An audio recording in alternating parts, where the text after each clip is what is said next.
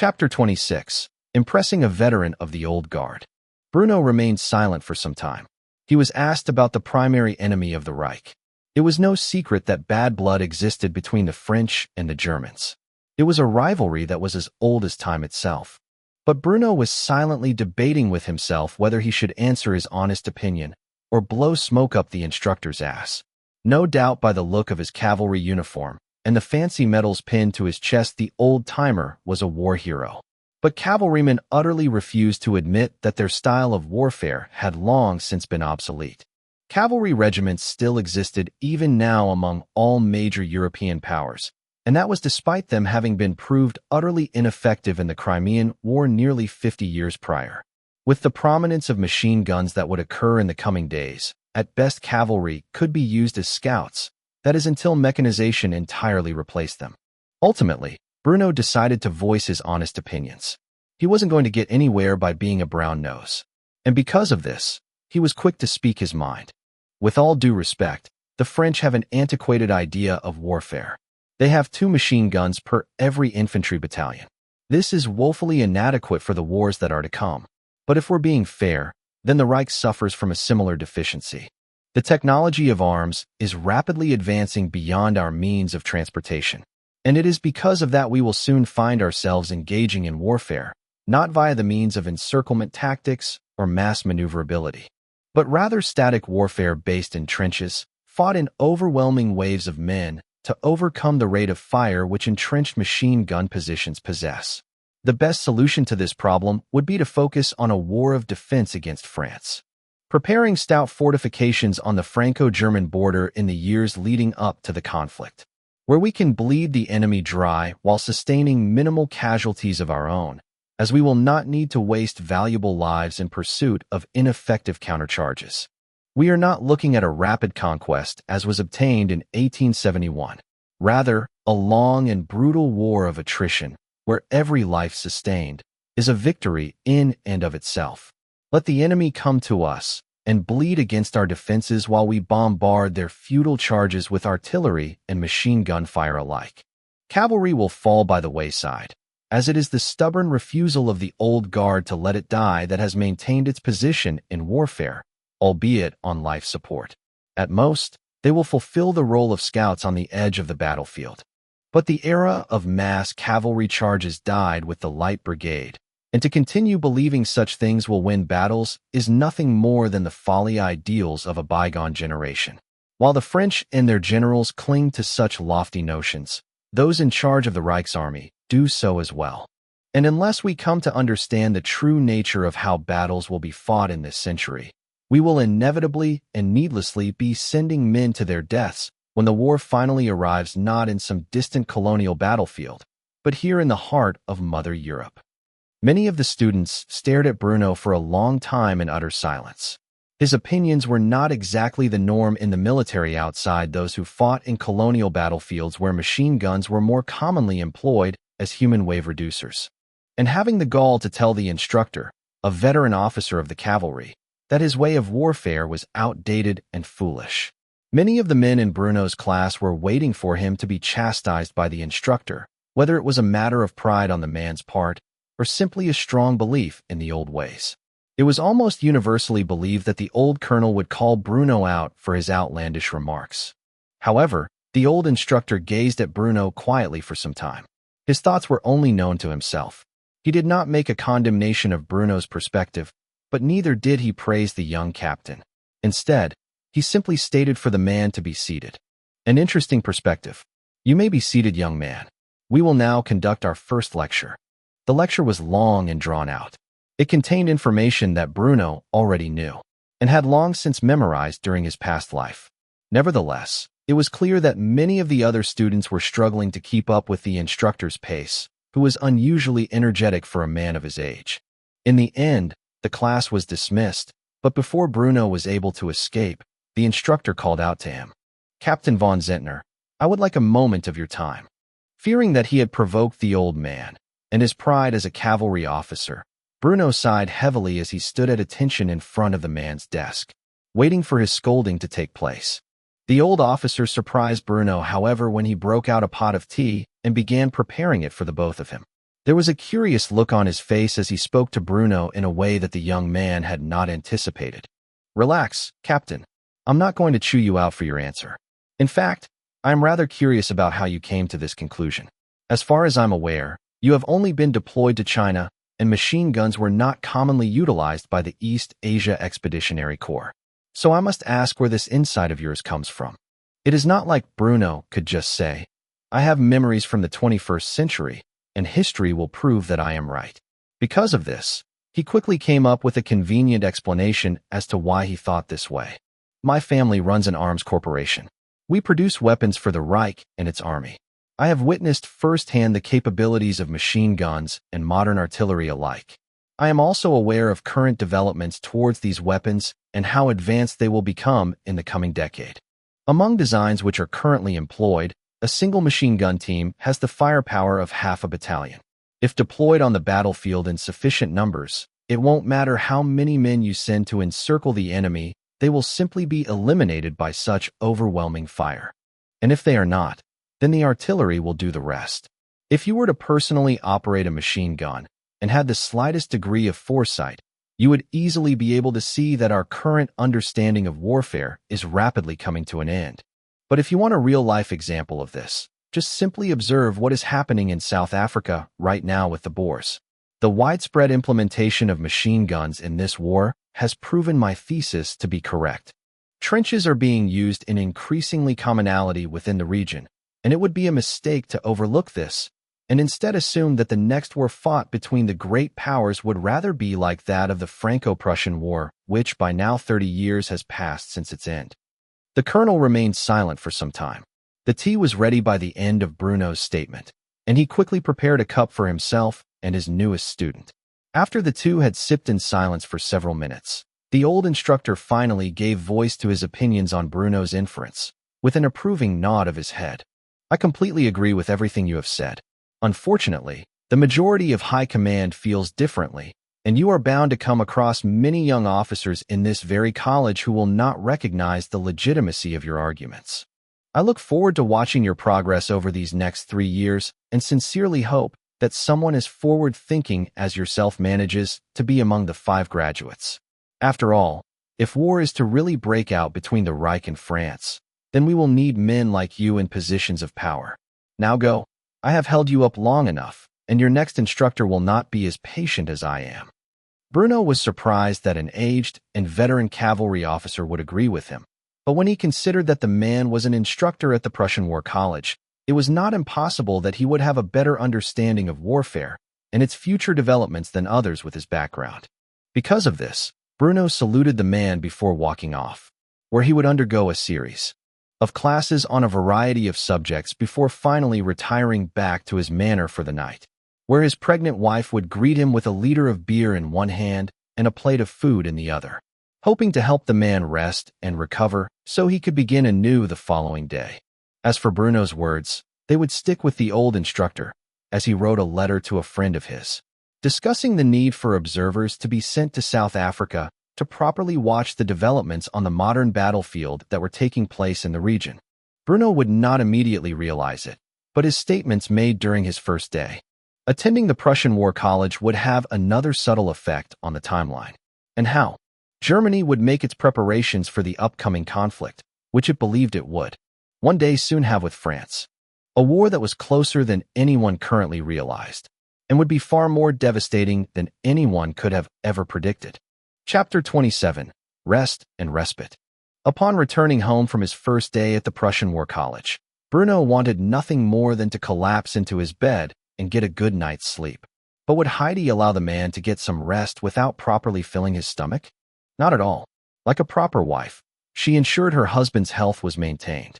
And because of this, she greeted Bruno at the door with a liter of beer in one hand and a plate of food in the other.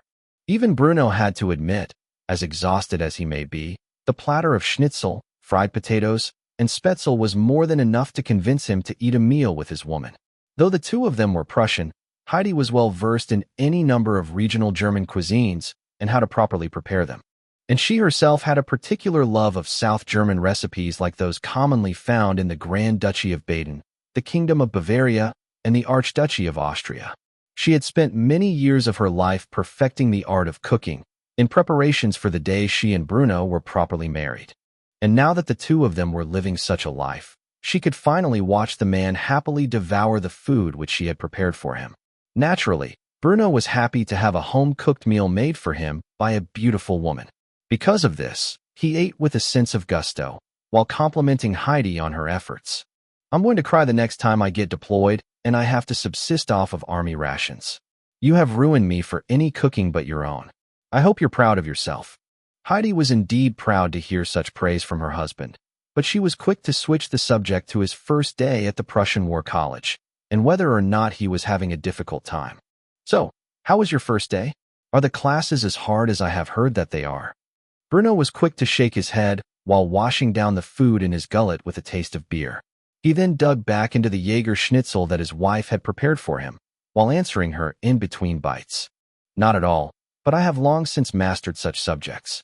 If anything, what they are teaching me is a mere refresher of what I have already memorized since childhood." Heidi was not surprised in the slightest by this, though Bruno had long since disguised his intelligence as being inferior to what it really was. She alone was aware of this fact, even if he had never outright told her. Well, that was besides the man's father, who he had recently revealed this secret to. Because of this, she knew with absolute certainty that Bruno would be among the graduates, and would probably be the most excellent graduate of the Prussian War College who had ever attended its hallowed halls. Hence why she responded with a loving smile and a verbal expression of her confidence in the man she loved. "I'm glad to hear that. I know that you will graduate with perfect marks when the time comes to do so." Bruno nodded his head while continuing to focus on his meal.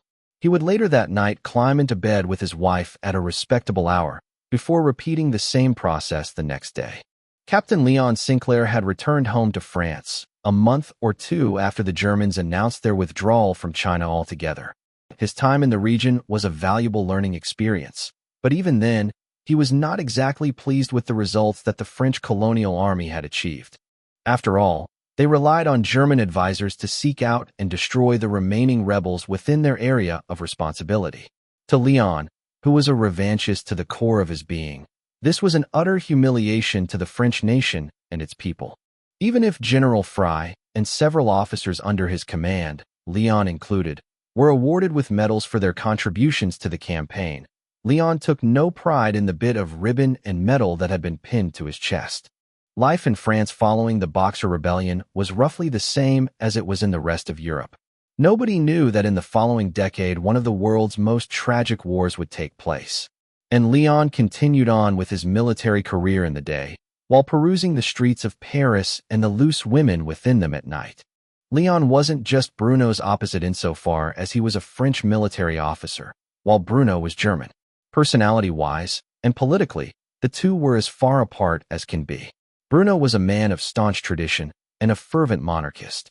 His loyalty was to his family first, then his people, and finally his nation. This was reflected in his objectives for this new life. Insofar as he planned to aid Germany in the upcoming Great War, not only to secure German hegemony in the following century, but to preserve the monarchy and its traditional way of life. Leon, on the other hand, had no family to speak of.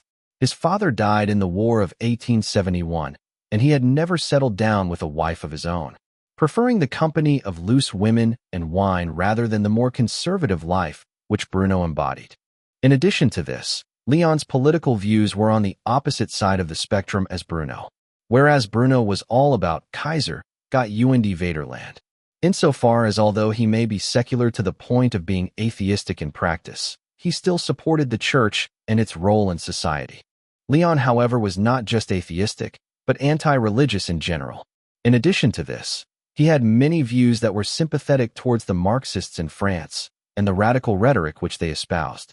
The man was hedonistic to his core, spending his paycheck on prostitutes and wine, rather than Bruno, who used his money to provide for his wife and unborn child. Tonight was no exception.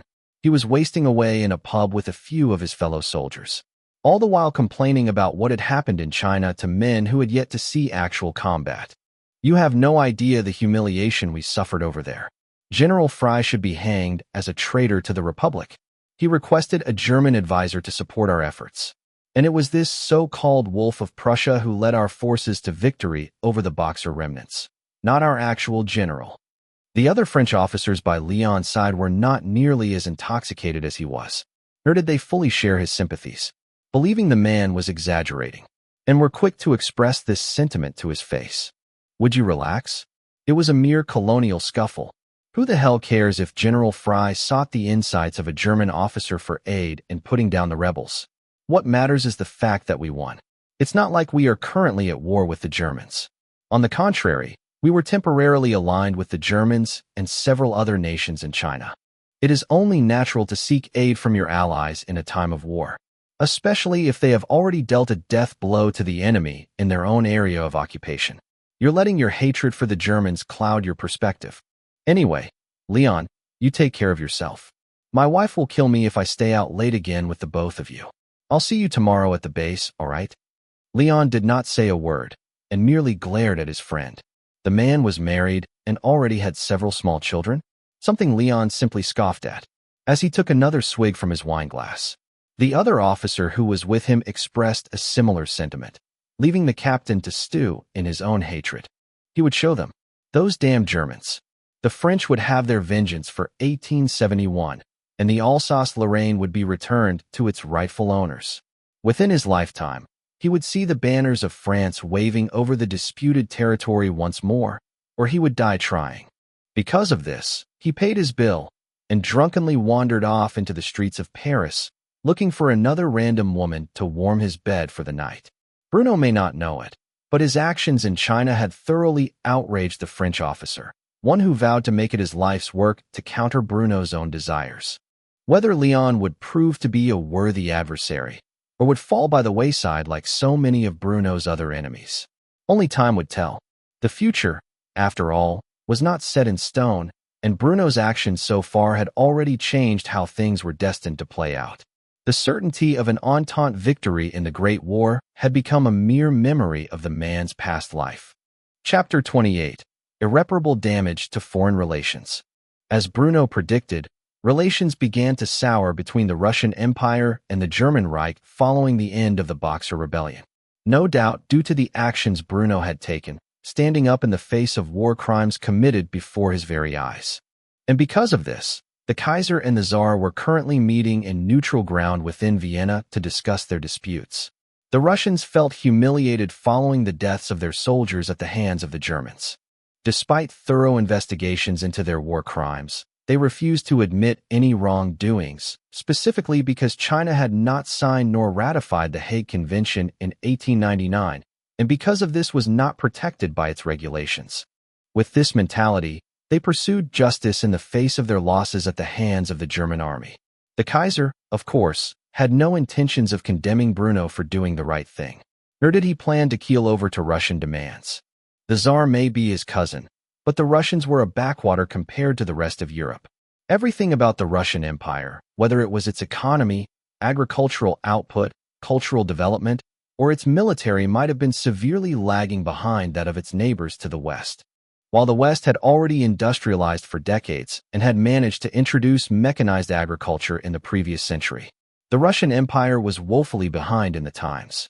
Trying their best to catch up, they only began to industrialize at the end of the 19th century, and they, as a civilization, would not be fully industrialized until the very end of the Great War. Even then, it would ultimately be the empire's successor state, during the early days of the Soviet Union, where the process of industrialization within Russia would finally come to completion. This was in stark contrast to the Reich, who had long since reached a full state of industrialization. They could mobilize millions of men in the event of a conflict and give them modern weaponry, something the Russians would struggle to achieve due to their lacking industry.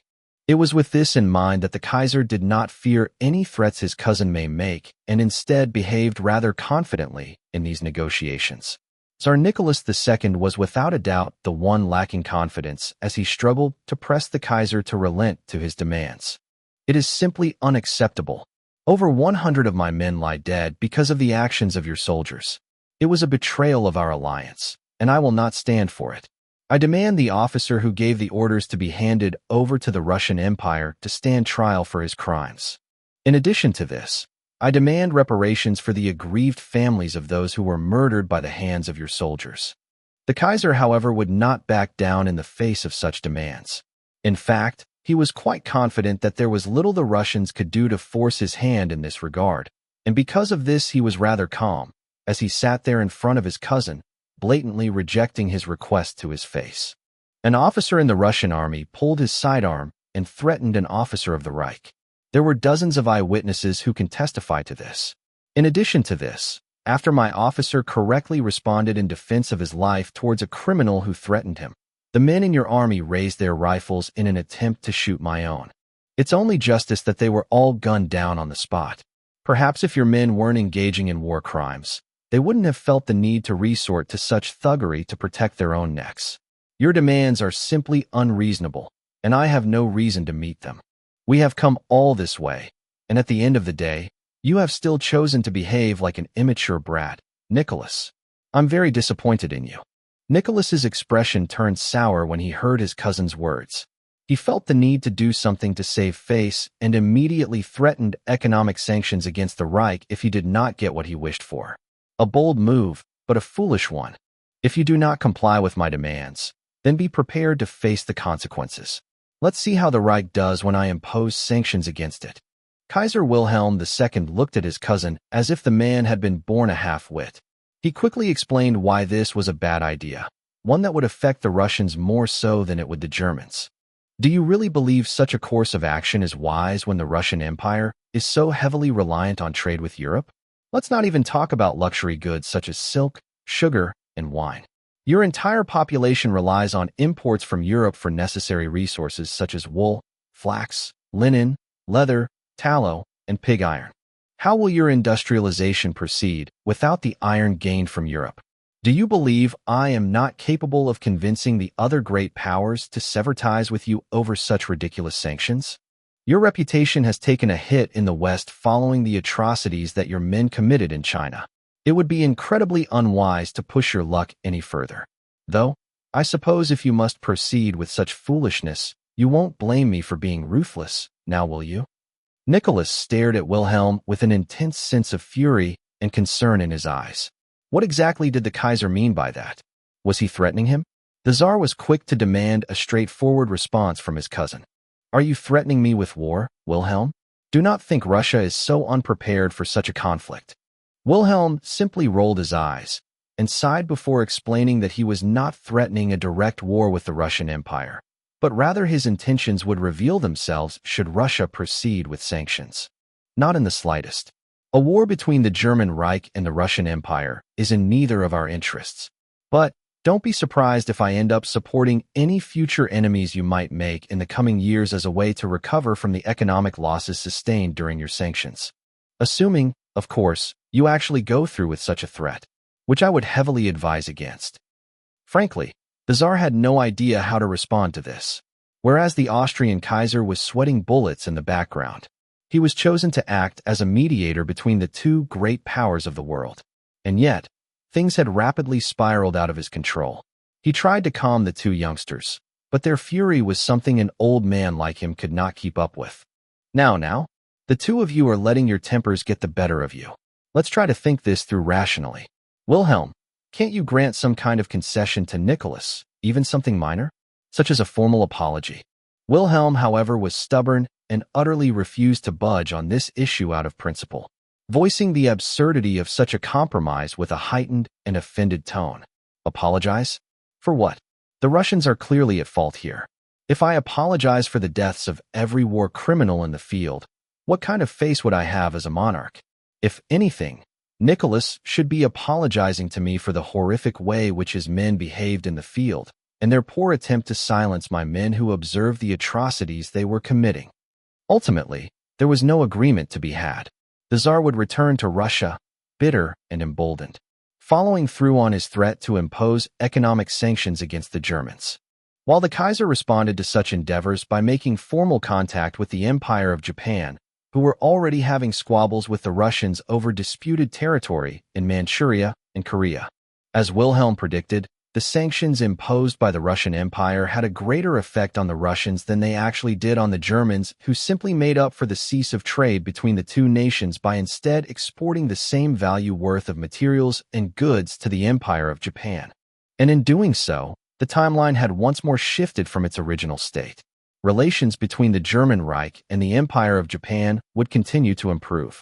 Whereas the Russian population became increasingly belligerent towards the Tsar as a result of their failing industry and its inability to meet their demands.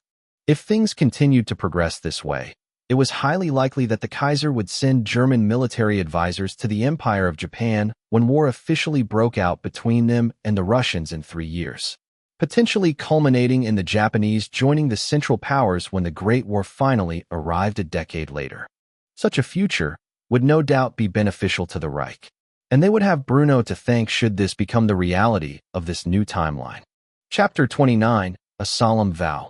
While relations worsened between the German Reich and the Russian Empire, the German military had taken advantage of a great opportunity, one which few of the great powers fully realized at this moment. Spurred on by the recommendations of an instructor at the Prussian War College, having himself received inspiration from one of his students, the German Army's High Command approved the deployment of military observers to the ongoing war in South Africa between the local Boers and the British colonial army. It was perhaps the first real example of modern warfare in the world, with extensive trench systems, widespread use of machine guns, and the mass deployment of more modern artillery systems.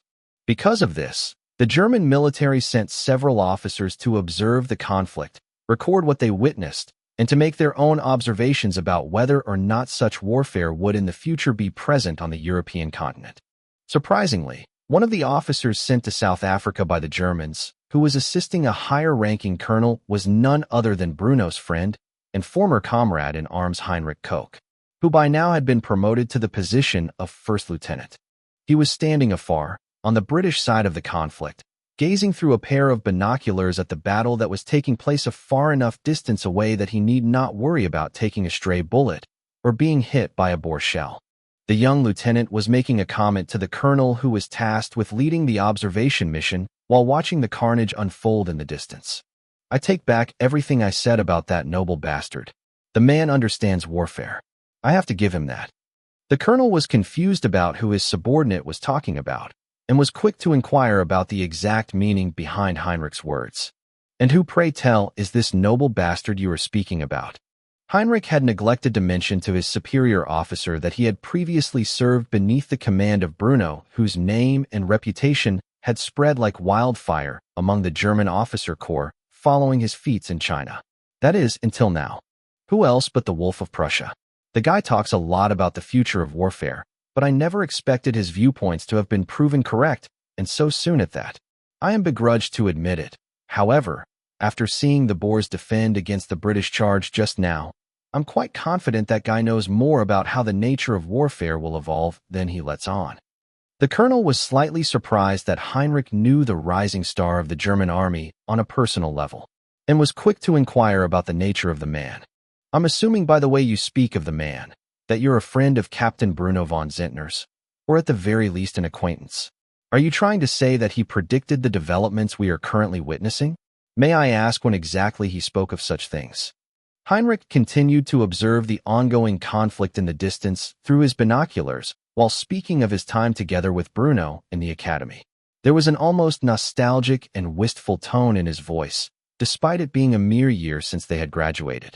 As far back as our first year in the Royal Prussian Main Cadet Institute, the guy would talk about how warfare is rapidly evolving, and how in the coming decades we would be faced with such difficulties to overcome. Honestly, the guy was brilliant, but the arrogance which he spoke made us take what he had to say with a grain of salt. I mean, seriously, who could predict the future and how war would eventually be fought with such accuracy? If I had to put an exact year on it, I'd say he started talking about these things around 1896. That was our first year together at the Institute, after all. It would be one thing if Bruno somehow knew about the ongoing developments of the Second Boer War, which started in 1899, but to predict that such things would happen a full 3 years before the conflict began? The colonel was beginning to believe that Bruno was some kind of military visionary. especially since he had been sent to South Africa under the recommendations of a man currently acting as one of Bruno's instructors at the Prussian War College. Now that he thought about it, there was no doubt this was because of some statement which Bruno must have made. One thing had become abundantly clear to Heinrich and the other German officers sent to observe this conflict. Machine guns would become an invaluable tool on the modern battlefield. Their development and production would immediately be recommended by the observers to German high command as the foremost priority of the German army's future procurement, which was something that would eventually, in the years to come, lead to the adoption of Bruno's own designs in this regard. Things were moving quickly behind the scenes, with relations between the German Reich and Russian Empire hitting an all-time low, and the German military beginning to adopt machine guns en masse. Bruno had, through relatively minor actions, completely and utterly changed the future of this world.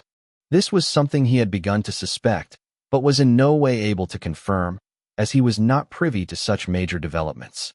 Instead, he focused his attention on his daily efforts to attend the Prussian War College, ace his exams, and eventually return home to his loving wife at the end of the day. Heidi had recently given birth to her and Bruno's first child, and because of this, Bruno had temporarily hired a maid to help around the house. He was by no means impoverished. After all, as a captain in the German army, he received a rather decent paycheck. Of course, Bruno also came from a wealthy family, who were more than willing to help support any child-rearing costs that he may incur during and after Heidi's pregnancy.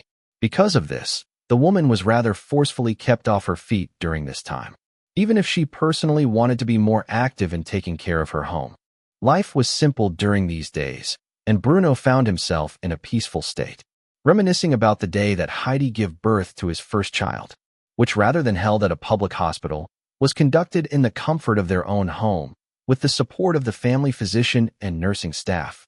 Perhaps it was because of the woman's natural physique, but labor was relatively short and less painful than it otherwise normally would have been, with a healthy baby girl being born on the morning of September 10, 1901. Bruno and Heidi had been considering a name for the child for some time, and ultimately they decided on the name of Eva for their infant daughter. The baby girl looked much like her parents, sharing the same eye color as the two of them, and would eventually share the same golden blonde hair as well. The child was taken off to the spare bedroom to rest in her crib, where she would be looked after by her mother after she recuperated from giving birth. And while Heidi was resting peacefully, Bruno approached his young daughter, who was staring up at him silently with her azure blue eyes.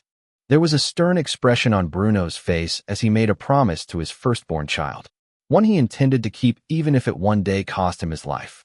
With your birth, I make a solemn vow to you, my daughter Eva, that in the coming years, I shall forge a better world for you to live in than the one I was born into. The mistakes of the past will be rewritten, and you will grow up in a powerful and prosperous Reich, one whose culture and traditions shall be preserved until the end of time. This I swear to you, under pain of death and eternal damnation should I fail to fulfill my promise. After saying this, Bruno walked away from his newborn daughter, intending to continue the work he had already started in this life, and to see the path which he had begun to traverse upon until the very end. Chapter 30. Proper Compensation. Within one of several arms factories that the von Zehntners own, a group of engineers were working together to come up with a functional prototype for one of several designs which Bruno had given them. His first drafts were crude and needed much work to perfect if they were to ever be adopted into service. But they were detailed and accurate enough to create a functional prototype off of, even if the weapons platforms operated via means that were well beyond the current era. The first of the three small arms that were chosen to be manufactured into a crude prototype was the easiest of the three to manufacture, which was the Gur 43 auto-loading rifle. The weapon would undergo a new destination in this alternate timeline when it was adopted. But at the moment, the engineers and machinists had come up with a semi-functional prototype, which they designated the Gerät 01. After much argument between the engineers and machinists, the lead designer at the arms factory was highly critical of Bruno's design, citing concerns that many engineers of the era had when it came to the practicality of auto-loaded firearms. The man had a smug attitude as he expressed this very sentiment to Bruno's oldest brother, a man by the name of Franz von Zehntner, who was also the head of the von Zehntner Arms Corporation after his father retired to pursue a career in politics. My Lord Franz, although I don't doubt the intelligence of your youngest brother, I must assure you that I have been working on the development of small arms and artillery alike for over 40 years of my life. And I am telling you, this design is severely flawed with its approach. If we drill a port into the barrel to tap gas from in order to propel the piston, it will cause unnecessary erosion to the barrel itself.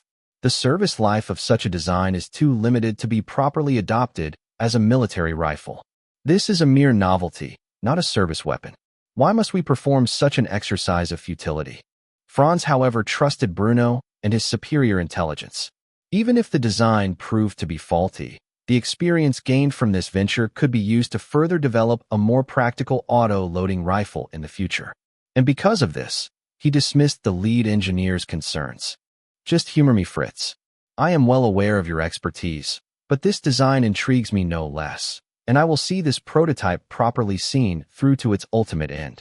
Whether that is as a replacement for the Gur 98, or simply a means of experimentation for future designs. While Bruno had given a general blueprint of the rifle and its overall design to his family, the reality was that there were more that were required to make a functional rifle, such as the composition of steel and the heat treatment of various components which were critical to the functionality, reliability, and durability of a service rifle. And Bruno honestly did not know exactly what type of steel and heat treating the Germans had used in his previous life for their Gur 43 rifles. He had made educated estimations based upon his understanding of engineering, metallurgy, and material science. But to say that his estimations were perfect without substantial trials would be arrogant beyond belief. Bruno was not the only one who thought this way. Everyone working on the project knew that these things would need to be tinkered with over a span of years to reach a state of perfection. And it was with this in mind that the machinists finished off the last parts required for the prototype rifle before assembling them together into something semi-functional. They had not necessarily built a fully functional rifle. Rather, they merely constructed a prototype receiver with barrel assembly, bolt carrier group, gas piston, and a functional trigger assembly. It had been nearly 2 months already since Bruno first gave the designs to his father, and finally a prototype had been completed for what would supposedly one day become the Reich's primary service rifle. After making sure that everything was properly assembled together, and that there were no glaring issues with fitment or functionality, the machinists took the barreled receiver assembly towards the test firing range, where they attached a string to the trigger and inserted a single round in the chamber. After all, they had not yet fully manufactured a magazine for the rifle to make use of. This was, after all, their first prototype. With a round properly seated into the chamber, the test firing team stretched the string back behind a safety barricade, where they made it abundantly clear to everyone nearby that they were going live with the rifle's first test. Clear the area. Firing in 3, 2, 1. Bang. The first round fired successfully without any components breaking, exploding, or being otherwise dislodged from proper fit and function. The short-stroke gas piston functioned as intended, flowing back into the receiver and tapping the bolt mechanism, which fell rearwards, unlocking the bolt and ejecting the spent casing before hitting the back of the receiver where it was forced back forward. Had there been another round seated in the magazine, it would have properly stripped it out of the magazine and chambered it where the rifle could have potentially been fired a second time. But since there was no such feature at this time, the result of successful firing and extracting itself was considered a massive success. Several engineers and machinists broke out into cheers as they stepped forward to the boss of their company and proudly proclaimed a success. My lord, the first test firing has been a success. This design truly shows promise. Fritz, the lead engineer, was scowling. He suspected the rifle would function as proclaimed. After all, the design seemed to lead to such a conclusion. But he still believed drilling a hole in the barrel for a gas port would cause long-term durability problems, and because of that he was quick to make this sentiment known to all who were present to hear it. I never said it wouldn't function. But how long can that barrel hold up until it erodes into a useless tube of steel? Franz had naturally taken note of the lead engineer's concerns and gave an order to the test crew. I want you to continue testing this prototype until it fails. After that, determine the cause of failure and see if the second prototype can be redesigned around these points. The engineering team and machinists responsible for this project were far more hopeful that this weapon would succeed than their team leader. And because of that, they were quick to accept this challenge with much enthusiasm. Yes, my lord.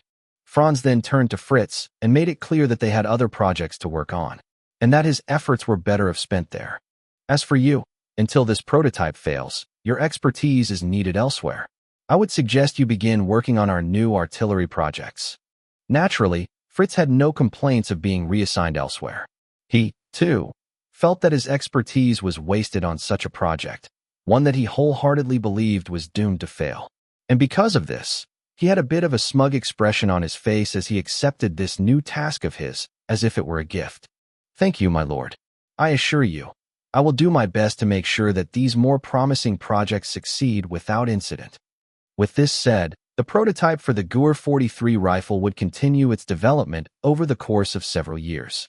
After all, there were many components and materials in the rifle that needed to be perfected before it could ever be adopted by the military and see service on the battlefield.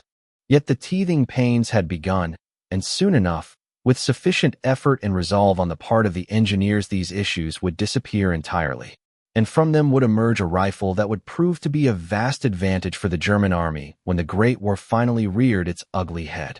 Bruno had just gotten out of the Prussian War College for the day, and was resting back home. His wife had just given birth not long ago, and was now ensuring that their newborn daughter was healthy and happy. Meanwhile, he had a liter of beer in his hand, and a stack of letters in the other. The mail had come today, and as he was sifting through it, Bruno noticed something peculiar. There was a letter with his family's coat of arms emblazoned upon it. The coat of arms of the von Zehntner family was a divided background with a sable and argent partition. On the sable side was an argent wolf with gules claws and tongue. It was standing in the rampant regardant position. On the left side, which was the argent partition, there was a gules wolf sangle. It was said that Bruno's grandfather had selected this as his family's coat of arms because he himself had grown up in a family of hunters, and during his youth he had ensnared and killed a wolf with an old-fashioned wolf's trap. When Bruno opened the letter, he saw that it was written from his family's arms corporation, and that there were several checks included inside, giving him a substantial sum of money as a consulting fee for the designs that Bruno had given them. Designs which his brother had gone to the patent office with immediately after obtaining them. The equivalent exchange with modern U.S. currency would be $100,000 for every design he submitted, making Bruno's eyes nearly jump out of their sockets. His life had always been subsidized by his family, whose wealth was vast. But this was basically his family's way of properly paying him for his work, even if it was given away freely to the family as a contribution that would one day make them untold fortunes. Bruno had received a rather substantial share without even asking it. Heidi came into the room with their infant daughter, Eva, in her arms. Having heard Bruno's breath became erratic in the other room and was quick to ask if he was all right. Did something happen? I heard you breathing funny just now. Do you need to see the doctor? Bruno's hands were practically trembling as he struggled to come up with the words to describe what he was looking at. But in the end, he took a deep breath and a swig of his beer before looking at his wife with an excited expression on his face. Heidi, dear, there's no easy way to say this, so I'm just going to come out and say it. We're rich. The woman simply looked at her husband with a confused expression on her face.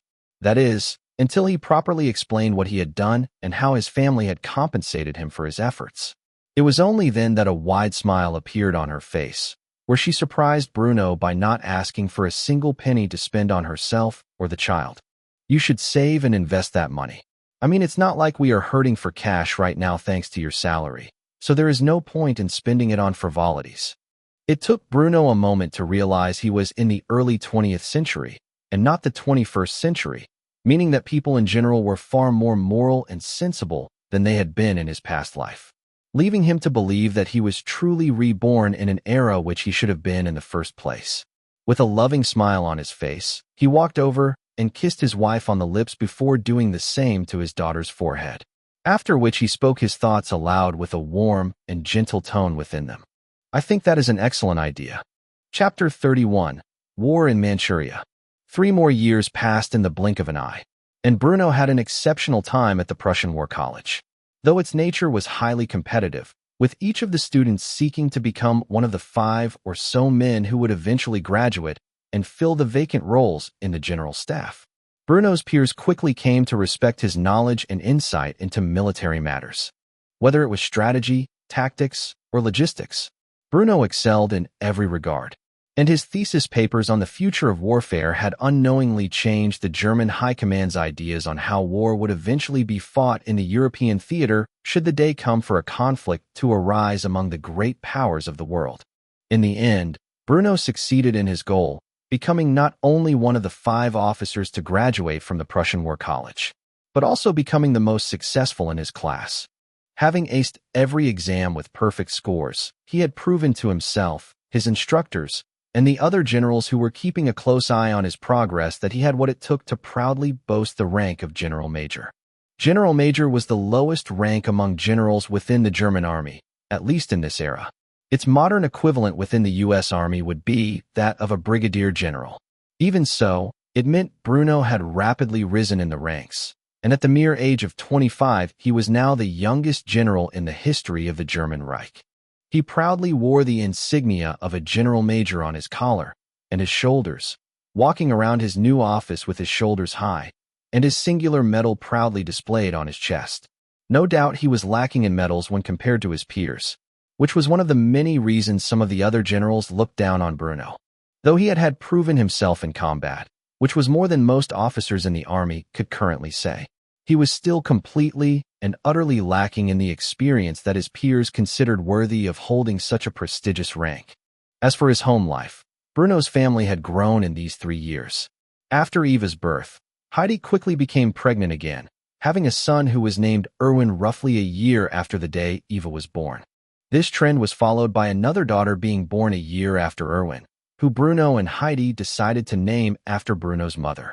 Elsa was the youngest of the 3 siblings, and by now, was only a year old. After being given the rank of General Major, Bruno was granted a position at the German High Command, where he was currently working a desk job. This meant that he was close to home and could easily live with his family during these peaceful times. Of course, while Bruno's life in the Reich had been peaceful and prosperous, the same could not be said for other parts of the world. Russia and Japan had, as predicted, begun to feud over matters in Korea and Manchuria almost immediately after the Boxer Rebellion ended. Though the Russian Tsar had promised to vacate the region following the end of the Boxer Rebellion 3 years prior, he had instead fortified his position, sending 100,000 soldiers over the course of the next 3 years. In addition to this, he began building fortifications in the area and began assisting the Korean Empire in its attempts to reject Japanese influence in the region. All of these disputes had suddenly and violently erupted into war. The Russo-Japanese War erupted in the early months of 1904, of which Bruno would not graduate until the end of spring. At first, the Germans maintained an official stance of neutrality. This was despite them shamelessly providing material aid to the Empire of Japan under the guise of civilian commerce. After all, the relations between the German Reich and the Russian Empire following the Boxer Rebellion and Bruno's actions within it had worsened to an all-time low. The vast material support which the Germans provided in the previous timeline did not flow into Russia in this one, meaning that the Russian army was suffering from a lack of supplies in addition to incompetent leadership. Meanwhile, as previously mentioned, trade flourished between the German Reich and the Empire of Japan, further strengthening the relations between them. So much so that in 1902, a mere year after Bruno had begun his tenure at the Prussian War College, the treaty that was destined to be signed between the Empire of Japan and Great Britain did not manifest itself in this timeline. Rather, a treaty of military cooperation was signed between the German Reich and the Empire of Japan. It was not a formal defensive or even offensive alliance, but a promise between the two empires to cooperate together with their global ambitions. This was a move that Bruno had not anticipated, but one that isolated the Empire of Japan away from the Entente, which it otherwise would have joined as a result of this treaty when the Great War began in 1914. Meaning that it was starting to look more and more likely that as a result of Bruno's interference in the timeline, the Empire of Japan would join the Central Powers in 1914 when the war officially broke out. But for now, this was a mere possibility for the future, one of many. Instead, Bruno was more focused on matters at hand, and somehow getting himself sent over to Manchuria to aid the Japanese in the conflict between them and the Russians. After a mere 2 weeks of being assigned to the German High Command as a glorified assistant, Bruno finally made a request to his superiors. He did so with a solid salute and a sign of respect to those general feldmarshals who were at the highest ranks of the German army. With your permission, I would like to be sent to Manchuria to act as a military advisor to the Empire of Japan. This was a rather surprising request to the old men in charge of the German army, as up until now there had been no real communication between the Empire of Japan and the German Reich for military assistance beyond material aid.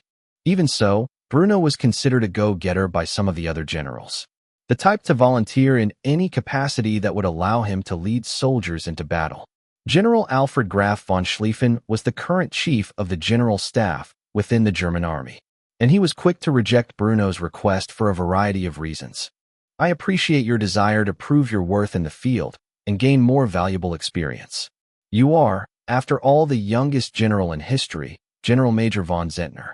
But I must say that the Empire of Japan has yet to request any aid from the German Reich other than that of material assistance. If we were to propose sending military advisors to them, it may insult their pride, unless they deliberately make the request of us. I simply cannot grant you permission to head to Manchuria. Bruno was about to argue this point, when another famous general who he had learned about by studying the history of his past life stepped forward. General August von Mackensen was one of the most prominent and competent generals in the German Reich. As a result, when the man spoke, even the chief of the general staff was forced to listen to him. He had a gruff and masculine voice as he gave his support on Bruno's behalf. The Japanese are rapidly trying to modernize their military to match that of the great powers. Would they really be so offended by us offering them a helping hand? We have, after all, established a treaty of mutual cooperation with them just a couple years back. I see no reason that would prevent us from at least making an offer of further assistance. If they accept, then send the boy. He may hold the rank of general major, but he has yet to properly prove his worth in that regard. Let Manchuria be his proving ground. I mean, what exactly do we have to lose? If he helps the Japanese achieve victory against the Russians, despite the odds against them, then wouldn't that bring glory to the Reich as well? Bruno had to force himself from scoffing when he heard the phrase "despite the odds against them." He knew that with or without German support, Japan would win this war. But he also knew that it would be a shocking thing to the Western world where the great powers lie. As much as Russia may be considered a backwater part of Europe, the great powers still accepted the Russian Empire as one of them, no matter how distant they might do so. The same could not be said for the Empire of Japan, who at best were considered by Europeans to an upstart on the other side of the world, and at worst as inferior in every way. It was because of this that the world would become surprised when Japan inevitably emerged victorious in this conflict. Something that was even more sure to happen now that the Russian Empire was no longer receiving material and military aid from the German Reich. After careful consideration of the matter at hand, General Feldmarschall Alfred von Schlieffen ultimately relented and decided he would listen to his peers' advice. Very well, I will mention this matter to the Kaiser. If His Majesty deems it necessary to reach out and make an offer of support to the Empire of Japan, then we will dispatch General Major Bruno von Zehntner and a cadre of officers to assist him in Manchuria. That will be all for now, General Major. I am sure you have plenty of work to do in the meantime. You are dismissed. Bruno saluted the Chief of Staff once more time before departing as he was ordered. The conversation between the Kaiser and the Emperor of Japan would ultimately determine whether or not Bruno was sent to Manchuria to further display his abilities in the field. Chapter 32. A Proper Farewell. Knowing that the Empire of Japan was almost certain to accept the German Reich's request to dispatch military advisors to Manchuria, Bruno returned to his home after his day's work at the German High Command headquarters.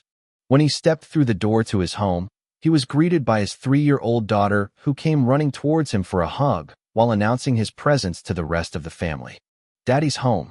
The girl was quite adept at the German language despite only being 3, showing off that she had inherited some of her father's intelligence.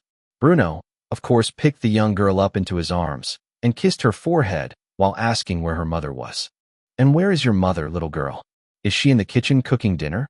There was a wide smile on the young girl's face as she confirmed that Heidi was indeed making dinner for her husband and their 3 children.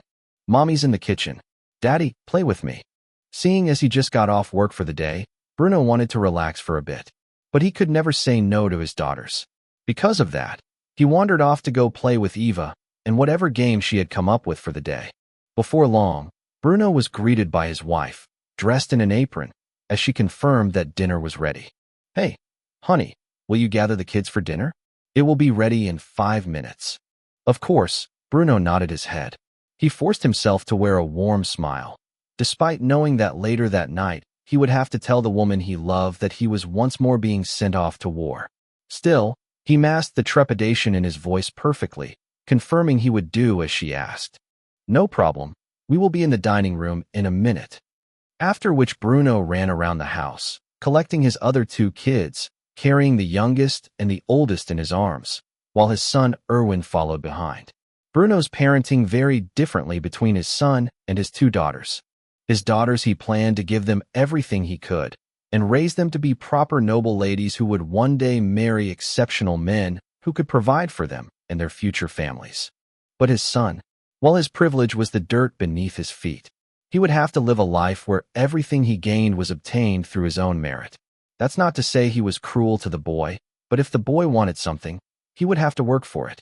After sitting down at the table with his wife and 3 children, Bruno enjoyed a nice and healthy home-cooked meal, while spending time together with his family, inquiring about what they had all been up to while he was at work. His children were, after all, far too young to begin attending school yet. Even so, the eldest of them, Eva, had already begun basic reading, writing, and arithmetic, taught to her by her mother, who herself had excelled in her studies when she was still in school. Eva had lots to talk about regarding her daily activities, while Erwin was more reserved, only speaking to when he himself was addressed by his father. In addition to this, he always referred to Bruno by the title Sir, which his daughters did not. Heidi could tell something was amiss, though. Bruno was being a little too affectionate with his family, almost as if he was trying to make up for something. And because of this, she remained completely and utterly silent during the meal, which was unusual for her. After dinner was over, Bruno entertained his family by the fireplace with stories from the past. Since tales of fantasy that he grew up with in his previous life had yet to be written, Bruno instead regaled his son and daughters with the damn, near-mythical tales of historical figures. From the legendary exploits of Alexander the Great to Caesar's conquest of Gaul, all the way to the Christianization of the Saxons by the sword of Charlemagne. They learned at a young age about history's greatest men and their accomplishments. At the end of the discussion, Bruno's young son, Erwin, who himself was barely capable of speaking, turned to his father with wide and bright eyes, saying the words that sounded awfully familiar to Bruno himself. "I want to be like Alexander." Though Erwin was not exactly what you would call fluent with the German language, unlike his older sister who, despite only being 3 years of age, spoke like a kid several years older. He could still form small sentences and understand many of the things which his father told him, which was more than the vast majority of 2-year-old kids could manage, showing that he, too, had inherited a superior form of intelligence, a trait held by all of Bruno's children, whether or not he realized it yet. Upon hearing his son have such grand ambitions, Bruno smiled and patted the boy's head. His words would forever live on in Erwin's mind. "That's a great goal to have, but you must remember, my son, nothing in this life is achieved without struggle. Work hard, and I am sure that one day your name will be remembered throughout history. Or don't and be forgotten like the rest of us." After an hour or 2 of story time, Bruno and Heidi put their children to bed in their respective rooms before retiring to their own. Heidi had obviously been in a rather foul mood the entire night, barely speaking at all, and it was after they had bathed and dressed in their sleepwear did Bruno finally mention this, having climbing into bed with the woman. "Is something the matter, dear?"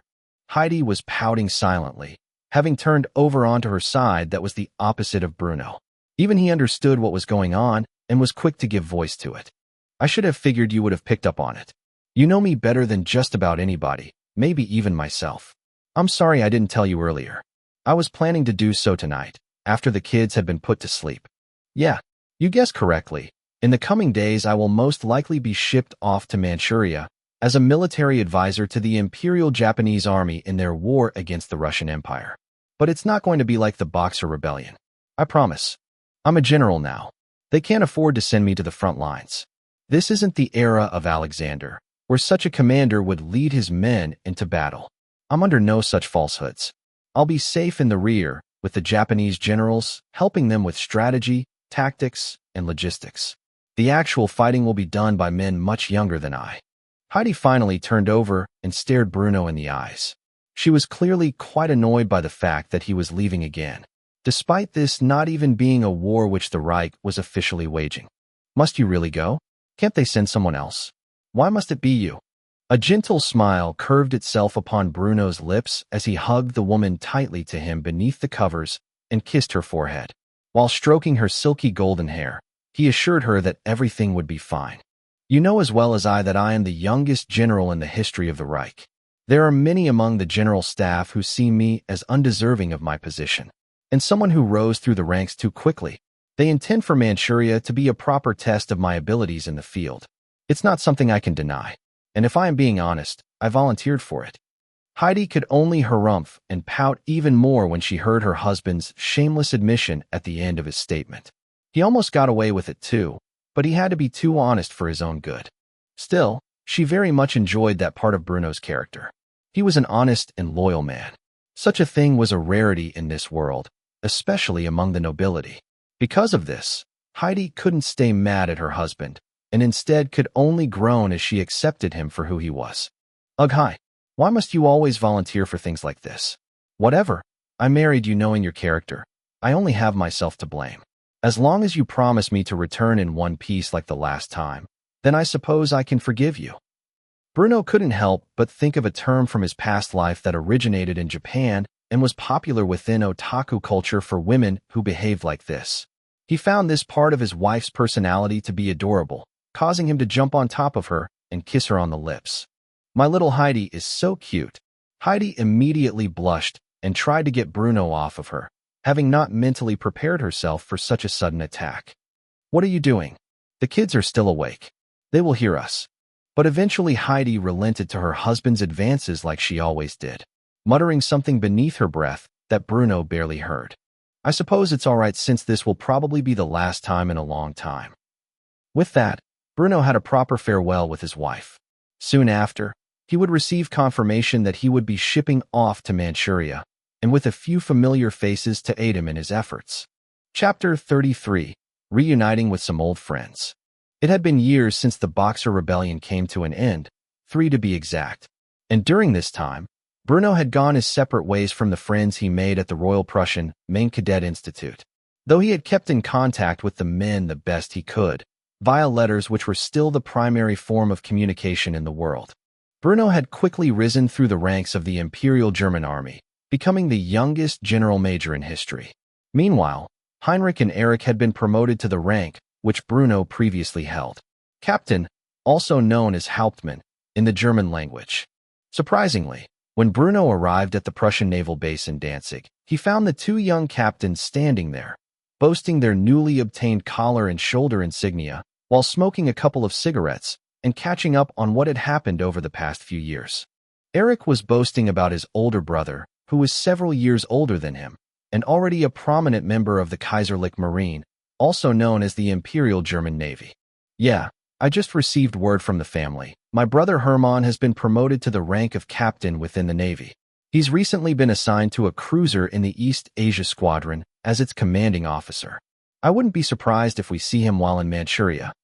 Heinrich blew a puff of smoke in Erich's face, responding with relative disinterest to his old friend whose boastful nature, when it came to the topic of his family, continued even now that he was in his mid-20s. I suppose that would be a treat, now wouldn't it? Oh shit.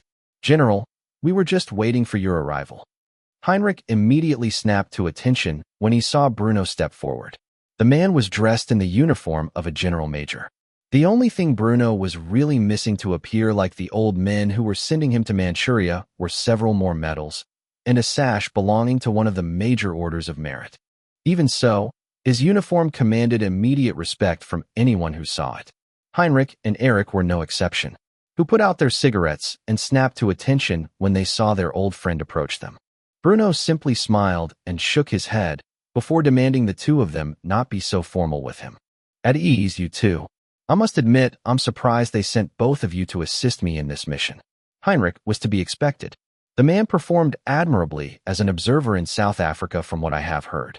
But Eric? I have not heard much of your exploits these past 3 years.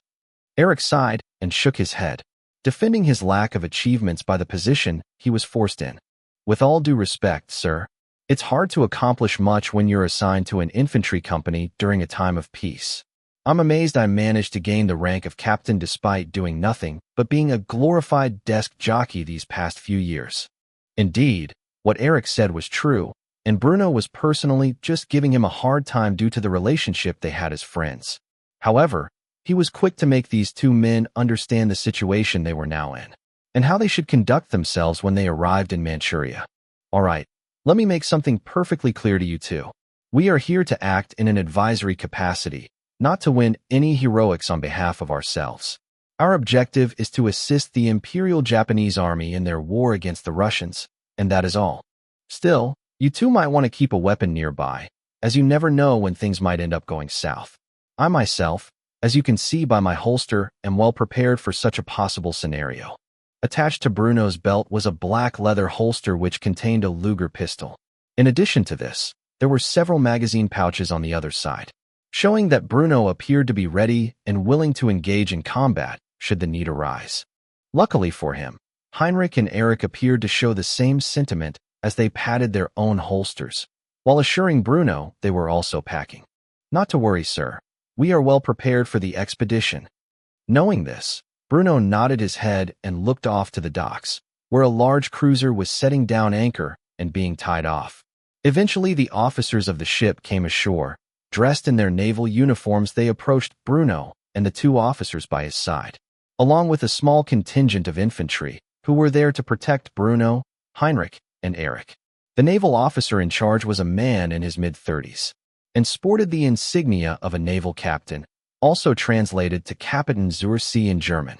The man looked sternly not at Bruno or Heinrich, but at Eric, who himself stared at the naval captain with surprise in his eyes. Suddenly, the naval captain's expression changed as he stepped forward and embraced Eric, shocking both Bruno and Heinrich with his greeting. There you are, little brother. It's been years since I last saw you. You are a captain now? Well, a captain in the army. Still truly impressive. I'm honestly surprised they didn't tell me I would be ferrying you to Manchuria as well. Eric seemed embarrassed to be so boldly embraced by his older brother in public, and while on duty no less. Bruno, of course, faked a cough to let the man know that he was being watched, where he immediately let go of Eric and saluted Bruno while introducing himself. Captain Hermann von Humboldt at your service, sir. It is my honor to escort the general and his companions to Manchuria. If there is anything you require of me and my crew during our voyage, just let me know, and so long as it is in my capacity to fulfill, I will do so at the first given opportunity. Bruno returned the man's salute, unsure of how to act now that he had suddenly regained his sense of professionalism. Because of this, he just responded with the standard professional courtesy he would give any other officer in the military. Thank you, Captain. We will be in your care these next 2 months. With this said, the naval captain whistled towards his sailors to grab the belongings that Bruno and his attaché had brought with them, all while escorting the 3 officers onto the deck of his cruiser. She may be a bit old, but I promise you, the Hansa will carry you safely to your destination. If there's nothing important that you have forgotten, then let's get this show on the road, shall we? Naturally, Bruno would not reject the captain's courtesy and instead joined him on board the protected cruiser. It was known as the SMS Hansa, named after the medieval Hanseatic League. It was an old vessel of the Victoria Louise class of protected cruisers. The vessel had been laid down and entered service in the 1890s.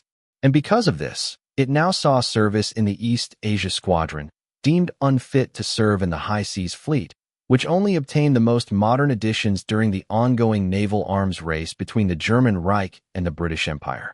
It was still a year away before the HMS Dreadnought would begin its construction, which would only add fuel to the fire that was the Anglo-German naval arms race. After all, The dreadnought would forever change the course of how battleships were developed. Not that they would see much service when the Great War finally surfaced. After all, dreadnought battleships were considered too expensive and time-consuming to produce by the admiralty of all nations who possessed them. And because of this, they were largely kept out of service when they could have been employed to great effect in a multitude of naval battles. In the end, such massive machines of destruction would only be used in a single naval battle during the Great War and never again afterward. Something that Bruno couldn't help but think was a waste when he saw his first warship up close. Perhaps this captain, who Bruno did not recognize from his past life, would go on to become a powerful admiral in his own right. Especially if Bruno formed a close friendship with him over the course of the next few months and altered his destiny as a result. Maybe then, the Imperial German Navy could be effectively convinced to alter their course of naval warfare, one that, if kept in line with its current trajectory, would inevitably provoke the Americans from joining the war effort. But that was a matter that would need to be considered over the course of many years. For the time being, Bruno supposed he would spend the next 2 months at sea, building a proper friendship with Eric's older brother. Even if Hermann did not become an admiral of significant renown, it never hurt to make friends in high places. Chapter 34. Finding ways to entertain oneself. The trip to Manchuria would easily take a month and a half, perhaps even longer. Because of this, Bruno spent his days getting accustomed to the crew of the SMS, Hansa, and the officers on board it. When he wasn't smoking on the deck, chatting with the sailors, and gazing off at the many seas and oceans of the world, then he was within the interior, either playing poker with Heinrich and Erich, or chatting with the captain and his subordinates. Life in the Navy was different than that of the Army. And when having dinner with the captain of the vessel one night, Bruno made a humorous remark about this. Quite frankly, I'm not the kind of man to spend my life at sea. I'd rather not drown in the ocean should the ship go down. Give me a bullet to the dome, or a quick death by artillery any day of the week. The sailor's life is not for me. Contrary to the grim nature of Bruno's joke, Captain Hermann von Humboldt laughed at it before making fun of the young general for his words. Oh, are you perhaps not confident in your ability to swim, General? Don't worry, there are plenty of life preservers and rafts on board this ship. God forbid something happens on our journey. I'll make sure to toss you one. Seeing how the captain was a good sport about his relatively crass remarks, Bruno responded to this banter with some of his own. Oh, I'm quite confident in my ability to swim. But I'm only human. The odds of me swimming to shore in the event that we sink in the middle of the ocean are virtually zero. But who knows? Maybe mermaids really exist and will save my drowning ass because I'm so good looking. Though how I would face my wife afterward, I fear to even think about. The captain laughed at Bruno's words, while pouring him another drink from the bottle of distilled spirits he had taken from his private stash for this occasion. He couldn't help but make a comment about that, and how his brother had been avoiding the topic of marriage lately. Speaking of, Eric is already in his mid-20s and still has yet to take a wife. He has rejected any attempts by the family to set him up with a good girl. I'm starting to think he might be into men. Silence remained for several seconds as Bruno drank from his liquor. He wanted to make it appear as if he knew something about Hermann's last remarks, but was unwilling to speak. In doing so, he caused Hermann to become quite anxious, as the man quickly spoke his thoughts aloud. Don't tell me that boy is, actually? Seeing this as an excellent opportunity to get back at Eric for some of the pranks which the man had played on Bruno during their years at the academy, Bruno sighed heavily, before leaning in and whispering a little white lie to his friend's brother. You didn't hear this from me, but when we were in China together, I heard rumors. Now I can't confirm they are true, but, from what I heard, Eric had a thing for the local how do I put this? Cross-dressers.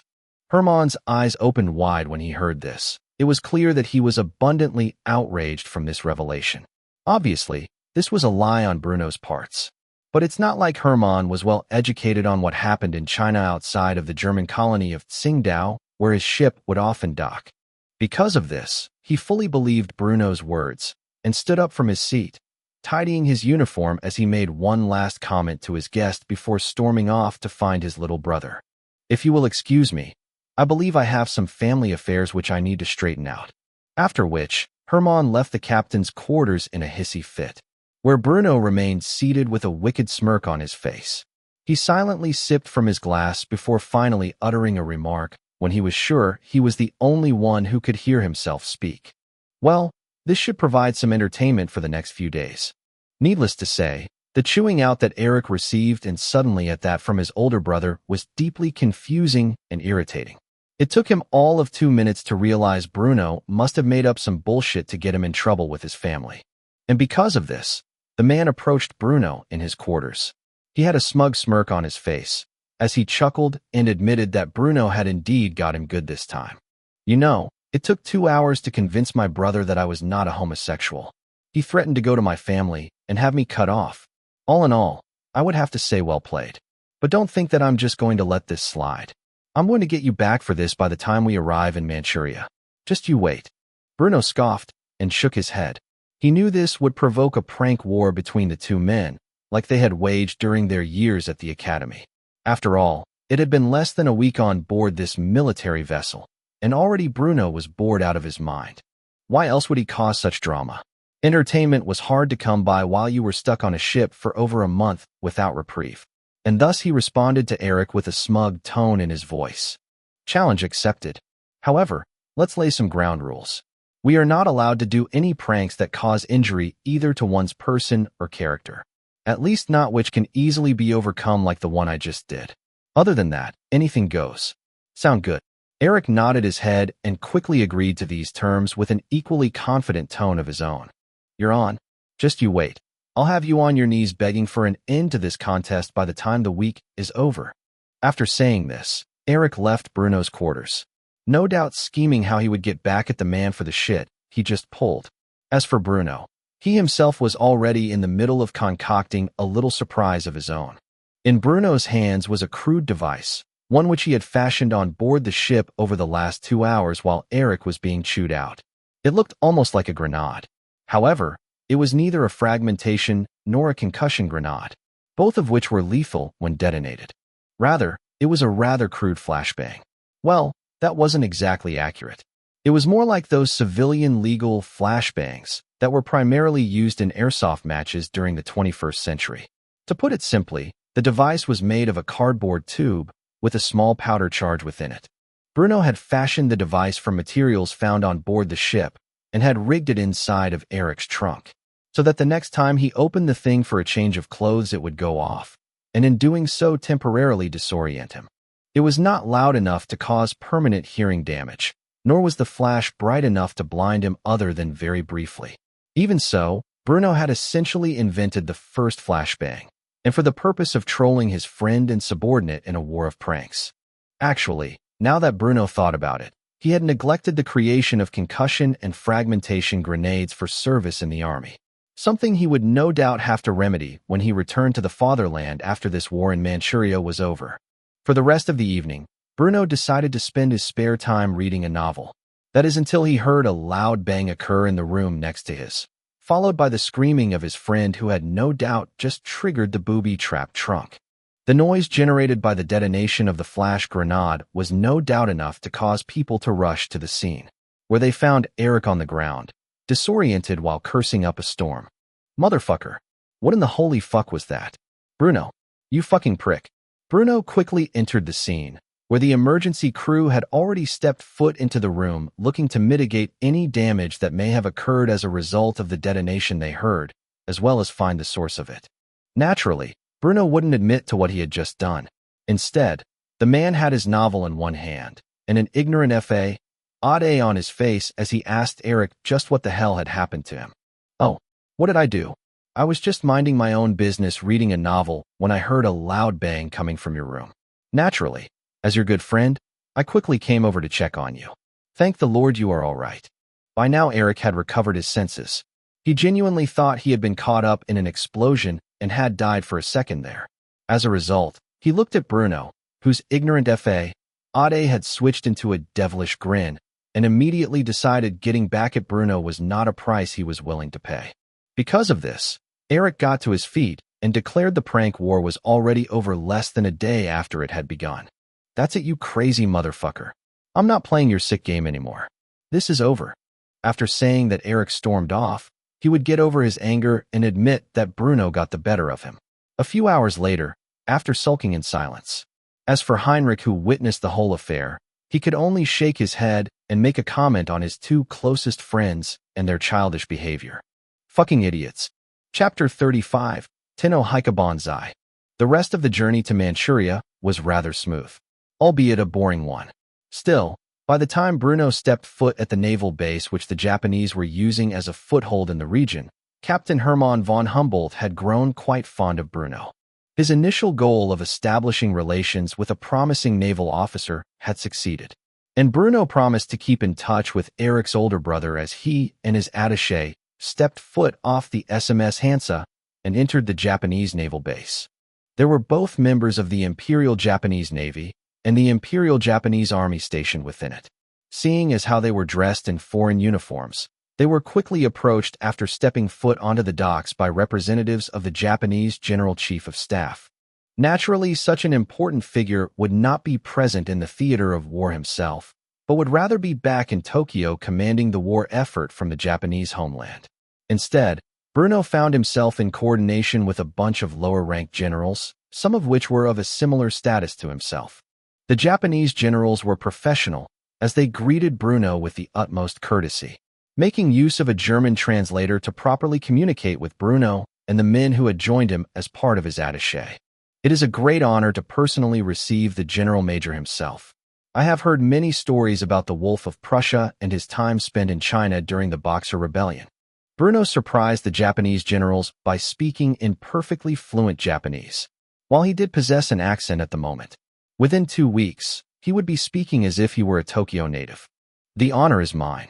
The Kaiser has entrusted me with aiding our allies in Japan with a swift victory over the Russians. And it is my hope that with my expertise I can assist you in reducing your casualties. Now, if you don't mind, I would very much like to see the current condition of the front lines. The Japanese generals were quick to get Bruno up to speed on the situation at hand. Port Arthur was currently under siege, and had been so since the beginning of August 1904, which it was currently nearing the end of. Despite this, all frontal assaults to attack the port had resulted in thousands of casualties for the Japanese. Bruno, having fully studied this war in the past, was aware of what needed to be done to secure a major tactical victory. Without his intervention, it would not be until December where the Japanese forces eventually broke through and seized a strategic hilltop where they could line up their land artillery and bombard the Russian fleet. In doing so, sinking all of its major capital ships. This would be an enormous victory for the Japanese and would lead to their dominance in the seas surrounding the area.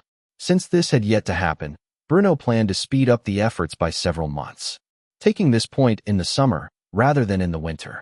When he announced the plan to seize this hilltop for the use of stationing artillery over the port, the Japanese thought Bruno saw this as an exercise of futility and were quick to voice their opinions in this regard. With all due respect, General Amager, while I understand the reasoning behind your logic, I fear such an assault will incur massive casualties and will only result in failure. It is unwise to make such an attempt at this time. Knowing full well that this was the immediate path to victory, Bruno's words were quite stern with the Japanese generals, causing him to make a declaration that he would soon come to regret in an attempt to spur the Japanese generals into action. This is the quickest route to victory. With the Russian fleet destroyed, their general will have no reason to try to continue defending the city. They will be forced to retreat to Mukden, where we shall pursue them, encircle them, and eliminate the Russians to the last man. Once their army is defeated in such devastating numbers, the Tsar will be forced to pursue peace. If you are now willing to order the assault on 203-meter hill, then I will lead the charge myself. Gather your men. The time for victory is now. Though Bruno had promised Heidi he would remain safely in the rear in an advisory capacity, in a heated moment, he had challenged the Japanese generals and their sense of courage. This, however, would ultimately backfire on Bruno, as the Japanese generals saw this as an opportunity to pin their repeated failures on Bruno, rather than rise to the occasion to succeed themselves. As a result, they were quick to accept his challenge for this purpose. Very well, if you are confident of succeeding at the helm of the charge, then we will order our men to follow you into battle.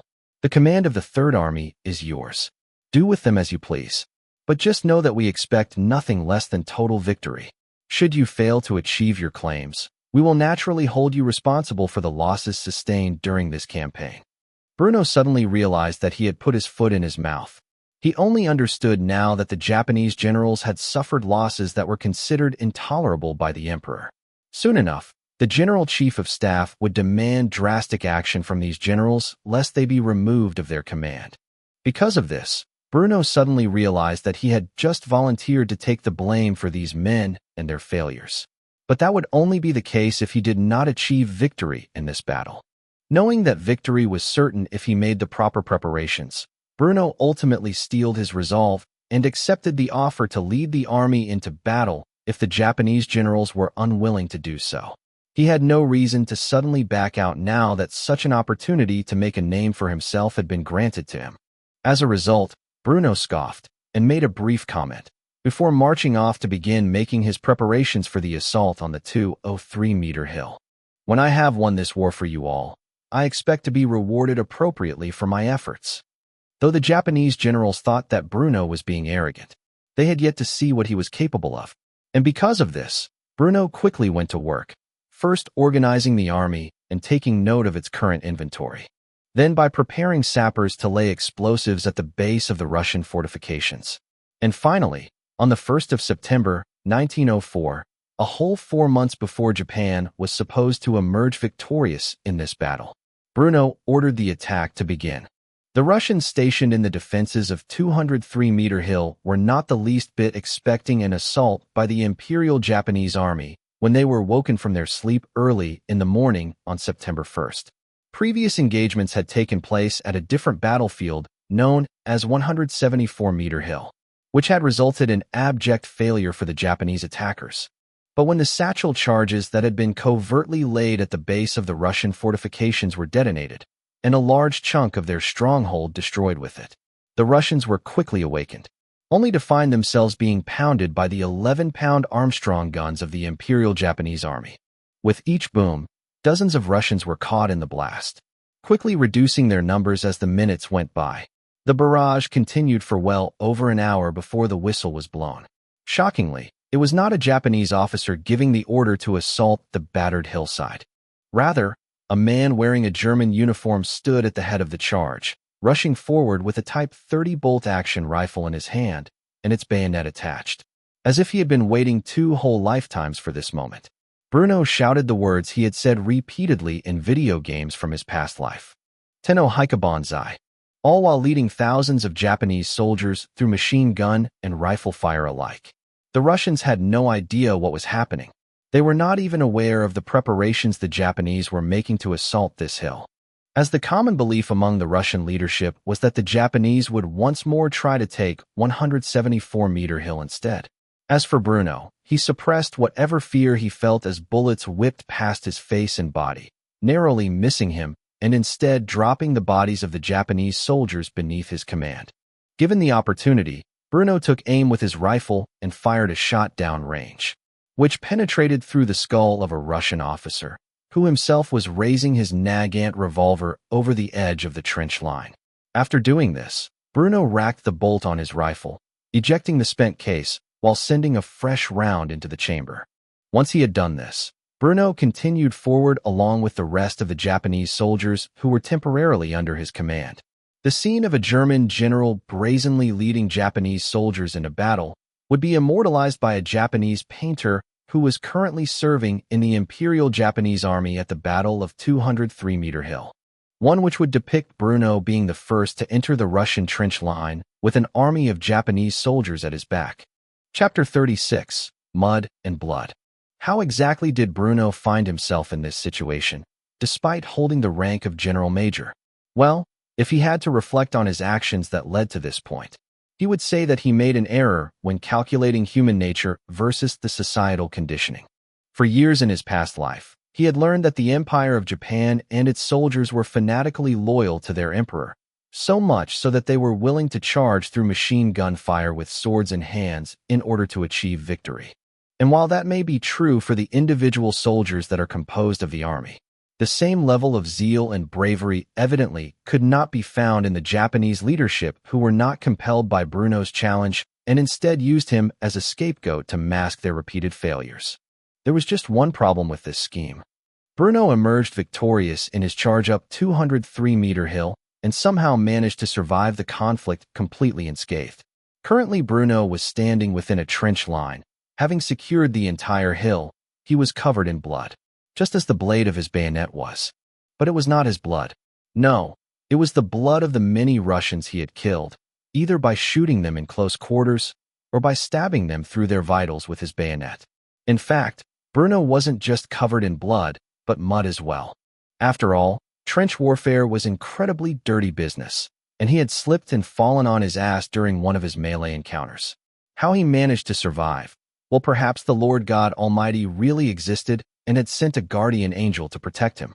Even now, Bruno struggled to comprehend how he managed to escape from a dangerous position and instead kill the man who had tried to take his life. Heinrich and Erich had boldly followed Bruno into the field.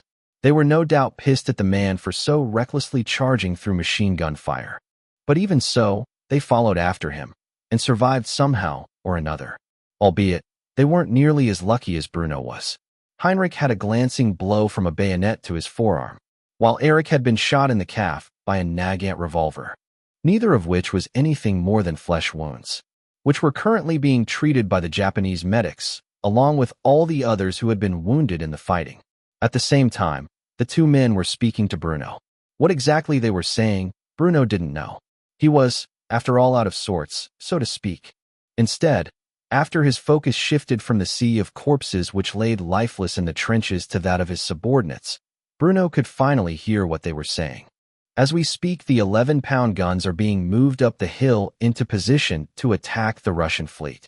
Despite losing this battle, the Russians have made no attempts to move their ships, no doubt afraid of trying to break through the Japanese blockade. Within the hour, we can expect the Russian fleet to be lying at the bottom of the harbor. As crazy as this day has been, I think we just won the war. Heinrich wasn't exactly wrong with this assessment of the situation. Without Port Arthur and the Russian fleet within it, the Russian army would be forced to withdraw, where if all went as planned, their army would be surrounded and eliminated at Mukden. In his past life, this was the bloodiest battle of the war and was the largest land battle of the early 20th century prior to the outbreak of the Great War in 1914. But Bruno planned to mitigate casualties on the Japanese side, while ensuring the entire force of 292,000 Russians was wiped out to the last man, forcing the Tsar to surrender much earlier than expected. It was not until the artillery was in position and fired on the ships in the harbor where Bruno's mind fully reconnected to reality. As exhausted as he was after doing something so suicidal, Bruno's lips curled into a malevolent smirk as he turned and faced his subordinates. His back was faced with the destruction being wrought in Port Arthur below, all while he made a bold announcement. You are indeed correct, Heinrich. Today marks the beginning of the end of the war. By now, the Russians will have learned of their defeat here.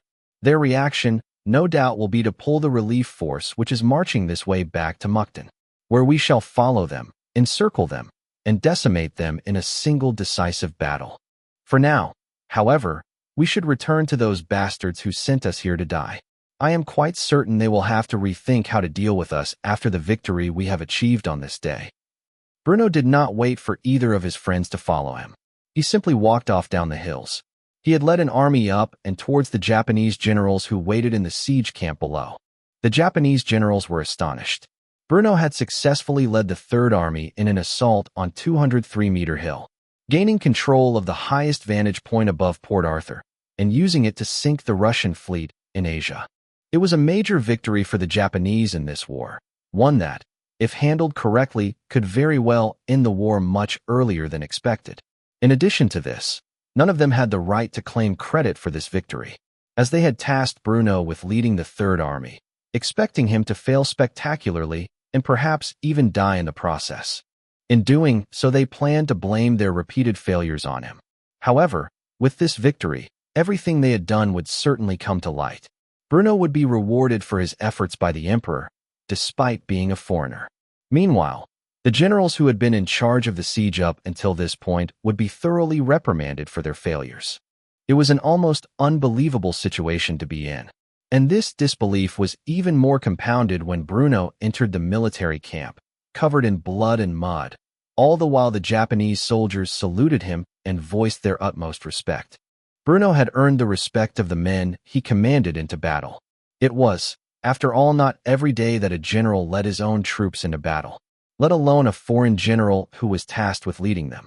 Even so, Bruno had claimed a body count of well over 24 in this battle, and the Japanese soldiers respected him not only as a commander, but as a warrior as well.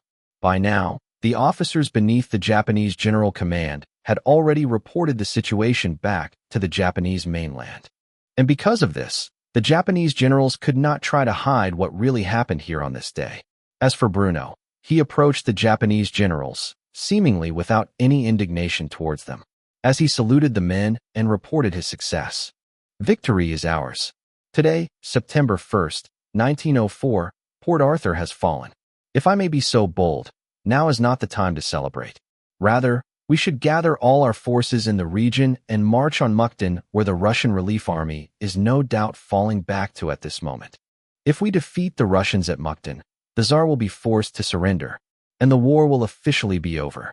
Now, would you gentlemen like the pleasure of properly leading your forces, or are you going to insist that I, your foreign advisor, do so again?" The Japanese generals looked at each other and instantly began clamoring amongst themselves for the right to lead their forces at Mukden. As for Bruno, he began making the proper preparations on behalf of whoever ended up in charge. He did not know it yet, but the Japanese emperor would have the Battle of 203-meter hill properly investigated. And upon finding out that the rumors were true, that the German military advisor had taken command of the Third Army and led them to victory at Port Arthur, would reward Bruno with one of the highest honors the Emperor of Japan could bestow upon military officers, whether domestic or foreign. But that was a story for another time. For the rest of the evening, after making his preparations, Bruno spent it properly cleaning himself up. After all, it was not exactly befitting of a German general to be covered in mud and blood. Because of this, he would have a long and silent time to reflect on what happened today, and how in the future he could prevent such another dangerous scenario from occurring. Either way, Bruno had tasted real trench warfare.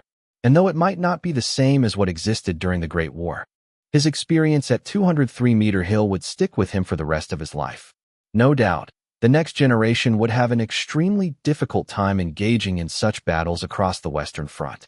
But that was not his concern, as by then he would likely have risen to the highest rank in the German army and would never need to personally step foot in the trenches. Or so he hoped. Chapter 37, Mamushi. Though Bruno was not consciously aware of it, as his thoughts were currently towards more pressing matters. The investments he had made upon receiving compensation from his family for his designs that thoroughly paid off, and it had only been a handful of years since then. Taking advantage of his knowledge from his past life, Bruno reached out to several key historical figures who would be making a major name for themselves in the coming years. For example, the Ford Motor Company was founded in 1903 by Henry Ford and 12 other investors who created the company with a mere $28,000. Granted, at the time, that was a lot of money. But to Bruno, who gained millions from his designs, he was able to reach out to Henry Ford and fulfill the role of those 12 investors in exchange for 50% of the company. In his past life, Henry Ford only possessed 25.5% of the company due to the amount of investors he had. But in this life, he split the company 50/50 with Bruno, who was his only investor. Aside from that, Bruno had also invested in the likes of Coca-Cola and Pepsi, both of which were founded in the 1890s, but had yet to really reach the peak of their gains. In addition to this, Bruno also invested in the likes of Firestone Tire and Rubber, Quaker Oats, J.C. Penney, and Texaco, all of which were major brands in the 21st century. He also had plans to invest in other major companies that would be found over the course of the coming decades, such as Harley-Davidson, General Motors, and a number of aerospace companies. To put it simply, Bruno had set himself up for guaranteed financial success, building a fortune that could go on to support his family for the coming century. But of course, Bruno had no time to pay attention to such matters at the moment. After all, he was currently in the middle of a war zone. And because of this, he was invited by the surviving soldiers who he had led into battle the previous day to join them for a meal in the evening after he had managed to wash away the mud and blood which coated his figure and uniform. Though he was a foreign general who had initially been sent to Manchuria to act in an advisory capacity to the Imperial Japanese Army, as far as the individual soldiers of the Third Army were concerned, Bruno was one of them. Because of this, they held cups of sake up in the air and toasted Bruno for his great victory. To the great Mamushi, whose swift and lethal attack at 203-meter hill achieved a complete and total victory for the Empire of Japan here at Port Arthur. Campai. Bruno was confused at first. Because of this, he leaned over and whispered to one of the nearby officers, inquiring just who the colonel was referencing when he made the toast. Mamushi? Who is that? The officer chuckled and shook his head, drinking from his cup as he responded to Bruno's question with a smile on his face. That's what the soldiers are calling you. Mamushi, it's the name of a venomous serpent from Japan. Your assault on the Russians was so sudden and destructive that they didn't even have the time to properly form a defense. They were dead before they even knew what hit them. Much like what would happen if one were attacked by a Mamushi. The Germans called Bruno the Wolf of Prussia because he had ruthlessly sniffed out and ravaged the Boxer remnants who were hiding in northern China's countryside, while the Japanese called him Mamushi in reference to a venomous pit viper native to the Japanese homeland.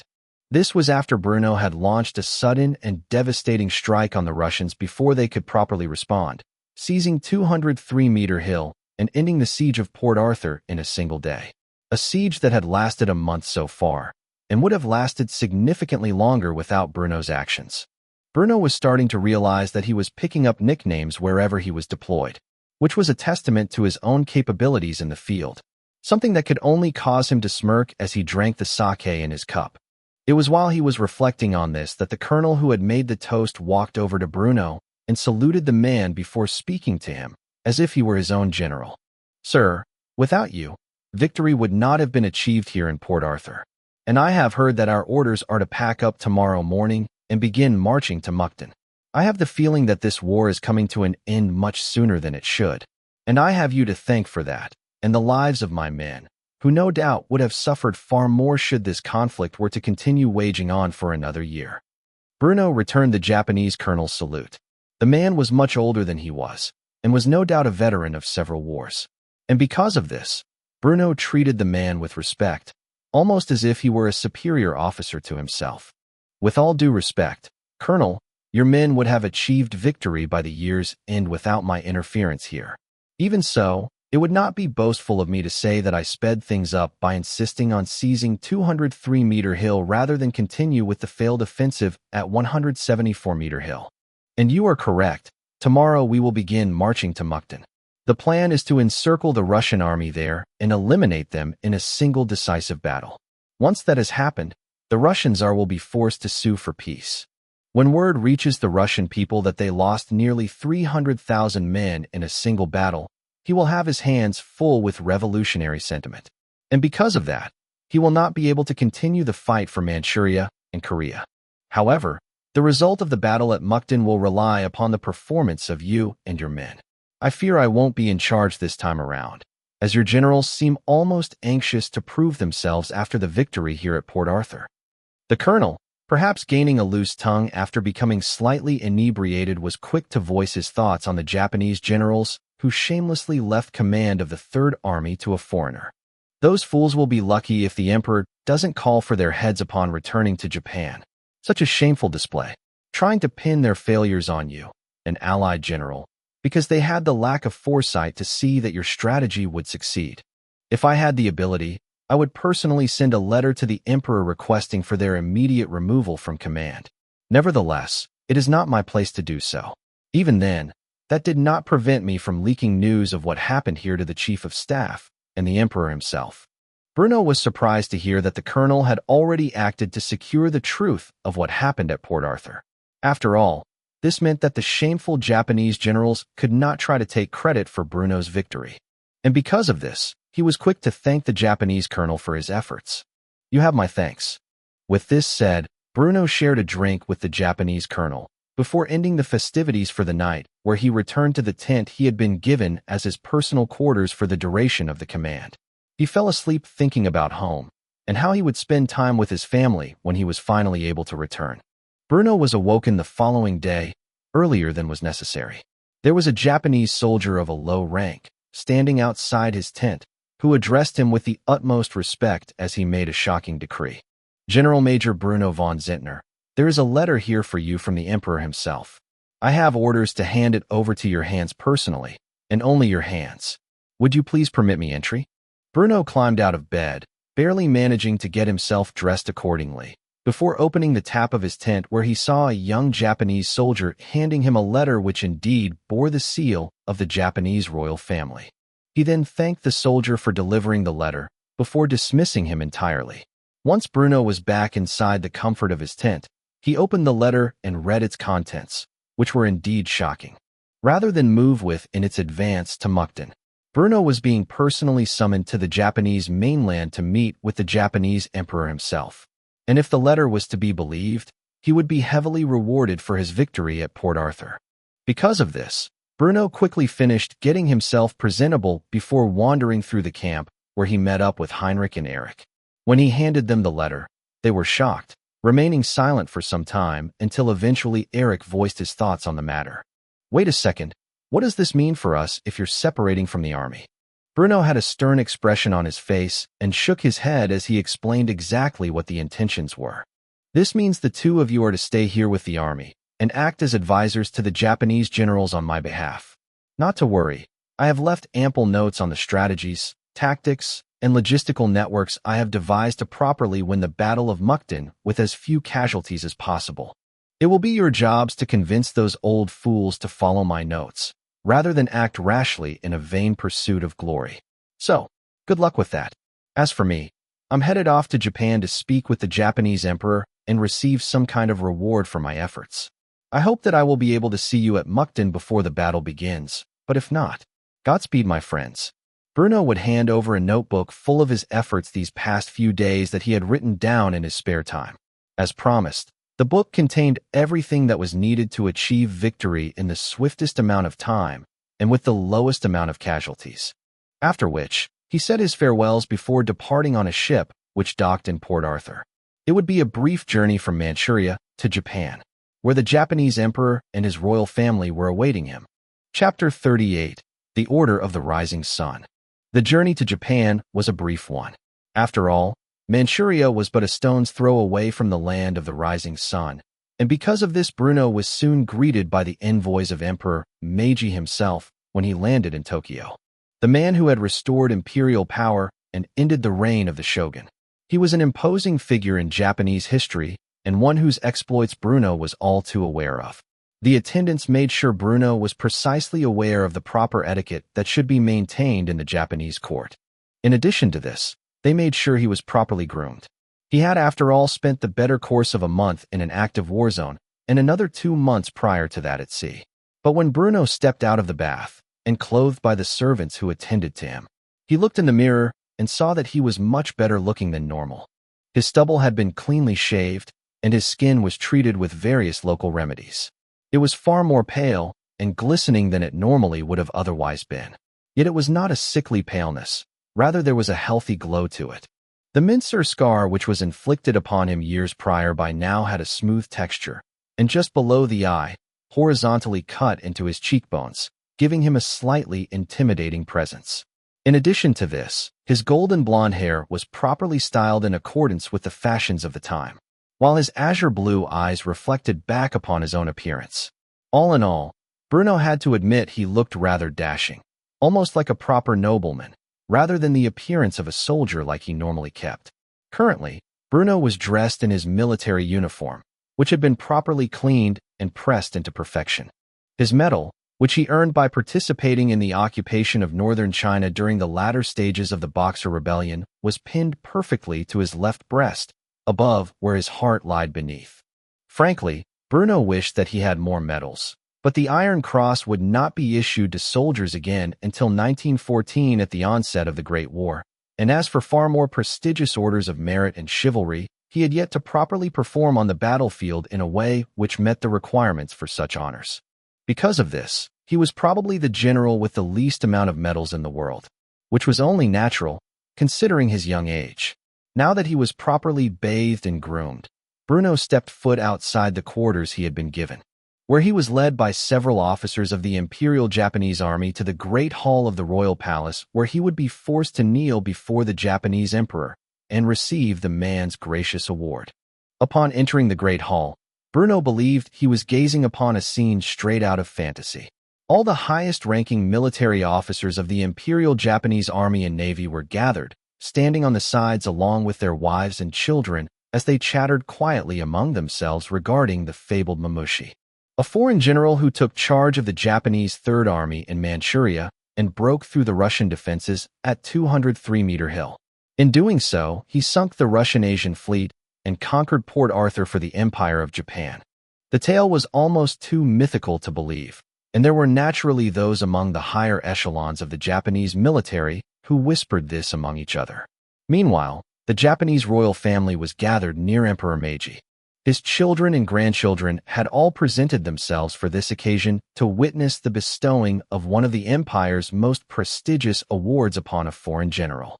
Though rare, such things were not unheard of, as there were several generals and admirals within the ranks of the Japanese military who themselves had awards from the great European empires. Bruno's eyes were held firm towards Emperor Meiji, though he did cast a brief glance at the man's family. One of his young granddaughters quickly hid behind her mother when she saw Bruno's eyes focus themselves in her general direction, mistaking them for fixating on her personally, rather than her family as a whole. Once Bruno was finally standing before the Japanese emperor, he was met with quiet whispers. He, after all, had failed to kneel before Emperor Meiji as was accustomed within the Japanese court. A man who Bruno recognized as Prince Katsuraturo, who was the current Prime Minister of Japan, and a distinguished general of the First Sino-Japanese War, which took place from 1894 to 1895, stepped forward and shouted commands at Bruno. Kneel before the emperor. Bruno, however, shook his head and stared not the prime minister but the Japanese emperor directly in the eyes as he responded to him with a stern tone. I am a citizen of the Reich and a general in His Majesty's army. I kneel only before the Kaiser. You have invited me here as a guest and representative of the Reich. It would be inappropriate for me to kneel before another monarch. Prince Katsuraturo became flustered upon hearing Bruno's words, which he perceived as insolence, and was just about to shout insults at him. However, before he could do so, the aging Japanese emperor raised his hand to silence his court while addressing Bruno personally. That is fine. It is good to see a man so loyal to his emperor. It is true that I have requested your presence here in my home as a guest. And though you were offered to my services as an advisor for the war in Manchuria, my spineless generals shamelessly burdened you with command of my army. And yet you did the unthinkable, assaulting 203-meter hill, and using its advantageous position to annihilate the Russian fleet harbored in Port Arthur with land artillery. A feat which I dare say may never again be replicated in history, and has most certainly given us the advantage in this war with the Russian Empire. As a show of my gratitude and recognition of your incomparable contributions to the war effort, as well as your valor on the field of battle, I hereby bestow upon you a great honor. The Order of the Rising Sun 4th Class. After saying this, the Japanese emperor shouted something in Japanese that Bruno missed, before one of his generals stepped forward with a fine wooden case that had a red velvet lining within it. Lying on top of this lining was a gold and white medal with a red gemstone in the center representing the sun and its rays. Emperor Meiji grabbed hold of the medal and pinned it to Bruno's left breast. Quite frankly, Bruno was not anticipating such a prestigious award. It was, after all, something rarely given out to foreigners. But from the Japanese perspective, it made sense to honor Bruno this way. He had made up for the failures of Japan's own generals by achieving a significant victory at Port Arthur, one that had the potential to end the war in Japan's favor. Such a contribution naturally deserved a recognition of equal value. This wasn't just a way of giving Bruno recognition for his victory by appropriately honoring him, but also was a way to mend the rift between the Empire of Japan and the German Reich before it even began. After all, if the Kaiser learned of what happened from the Japanese generals in Manchuria towards his personal representative, the relationship that was forged between the Empire of Japan and the German Reich over these last few years had the potential to crumble into dust. Having appropriately rewarded Bruno with an appropriate medal for valor, Emperor Meiji was restoring the Kaiser's faith in their relationship. It was a preemptive effort on the Japanese emperor's part by making up for the failures of his own generals and their schemes. Naturally, Bruno quickly understood the implications of his award and graciously accepted Emperor Meiji's gift, as well as showing him respect for his actions. I humbly accept Emperor Meiji's benevolence. Though I do not feel I am worthy of such an honor, I will wear this medal with pride from this day until the end of my days. Emperor Meiji nodded his head with a stern expression of recognition and continued on with the remainder of the ceremony. After it was over, there would be a party thrown in honor of Bruno's achievements, one which would allow him to become far closer to the Japanese royal family than he initially estimated he would be able to when he first set out for Japan. Chapter 39. Entertaining the Nobles of Japan. After receiving the Order of the Rising Sun in its highest class, Bruno found that the Japanese generals and admirals had quickly begun to treat him differently. Perhaps they were unaware of the prestigious honor he was to be awarded, or they simply looked down on him as a foreigner until the moment that Emperor himself pinned that medal to his chest. But regardless of the actual reason for this sudden change in behavior, Bruno now found himself being treated as a war hero of the highest caliber. Generals and admirals alike took the opportunity to approach him and give a brief but respectful toast in honor of his achievements. While several of them shamelessly tried to curry favor with the man by introducing their daughters and granddaughters, entirely unaware that Bruno was already very happily married. Bruno did not entertain these offers, and merely respectfully acknowledged the women and girls while refusing to be in conversations alone with them. Even one of the emperor's sons was shameless enough to introduce his daughter, a princess of the Empire of Japan, who was in fact the young girl who timidly hid behind her mother when Bruno had earlier in the day gazed upon her general direction. Like she had done just a few hours prior, the young girl, who was no older than 10, hid behind her mother in a display of shyness that instantly reminded Bruno of his wife when she was younger. Perhaps because this girl, like Heidi, resembled a rabbit in nature, Bruno took a more friendly approach as he introduced himself to her with a warm smile. After all, she was a princess unlike the other noble ladies who had been introduced to him so far. Because of this, Bruno was forced to interact with her in order to show respect to her royal father and grandfather, both of which were keeping a close eye on how he interacted at this gala. You don't need to be so scared, little princess. Though my people refer to me as the Wolf of Prussia, I am far as predatory as my namesake. The young princess had black hair, which was styled into twin tails with blunt bangs. Her eyes were as dark as ink, and her skin as pale as jade. Her dress was far more traditional as far as Japanese attire was concerned. The Empire of Japan had gone to great lengths after the Meiji Restoration to mimic the Western empires, whether it was in terms of modernization of their military or their choice of clothing. Yet this girl seemed to be wearing a more traditional kimono as she hid behind her mother, only opening up when Bruno put on a smile for her sake. She was quick to ask why Bruno was named after two very dangerous animals. After all, she herself had heard her father refer to the man as mamushi, which was a dangerous and venomous snake on the Japanese mainland. Because of this, she had instinctively grown to fear the foreign general, as the concept of war and death were deeply disturbing to her more innocent mind. I don't understand. My father refers to you by the name of mamushi, which is a dangerous serpent, but your people call you a wolf? Why are you named after such frightening animals if you yourself are not so dangerous? The girl had gained the courage to speak to Bruno, but her eyes showed great fear towards him. He was, after all, taller and more robust than any of the other men in the room, and the scar beneath his eye was menacing to a young and sheltered princess like herself. Bruno, however, smiled and drank from his cup of sake while addressing the princess's question. Her father and mother were eyeing him with curiosity, especially with how he would respond to their daughter. Now that is an interesting philosophical question which you have just posed to me, one which I am not sure you will fully comprehend my answer to at your age. In truth, from the moment I put on this uniform, I will transform into whatever I need to be for the sake of my nation and people. I will even become as monstrous as the fabled Oni if that is required of me. But that does not mean that within my interpersonal relationships, I am such a fearsome figure. In fact, I am a loving husband and father once I have taken off this uniform. My wife would hardly call me monstrous when I have come home after a long day's work. In fact, It is her fury that I must fear once I have entered our own personal world, one that is free from the worries of the larger world beyond our doorstep. Human beings aren't so simple that they can simply be defined by the duties which they must uphold for the sake of their family, folk, and fatherland. Nor can they be judged wholly based upon the actions they must take in defense of those three things. You will come to understand this when you are older. The princess's father and mother were surprised by the depth of Bruno's answer. Nevertheless, the two of them nodded their heads in approval after hearing him speak. As for the young princess, she herself seemed to understood more than her parents expected her to, and in doing so quickly posed another question that threw a wrench in Bruno's plans to free himself from such a dreadful image which the girl had concocted of him within her own mind. But you are currently in uniform. So, which are you here and now? The venomous serpent, the ravenous wolf, or the wholesome gentleman? Bruno found himself in a predicament.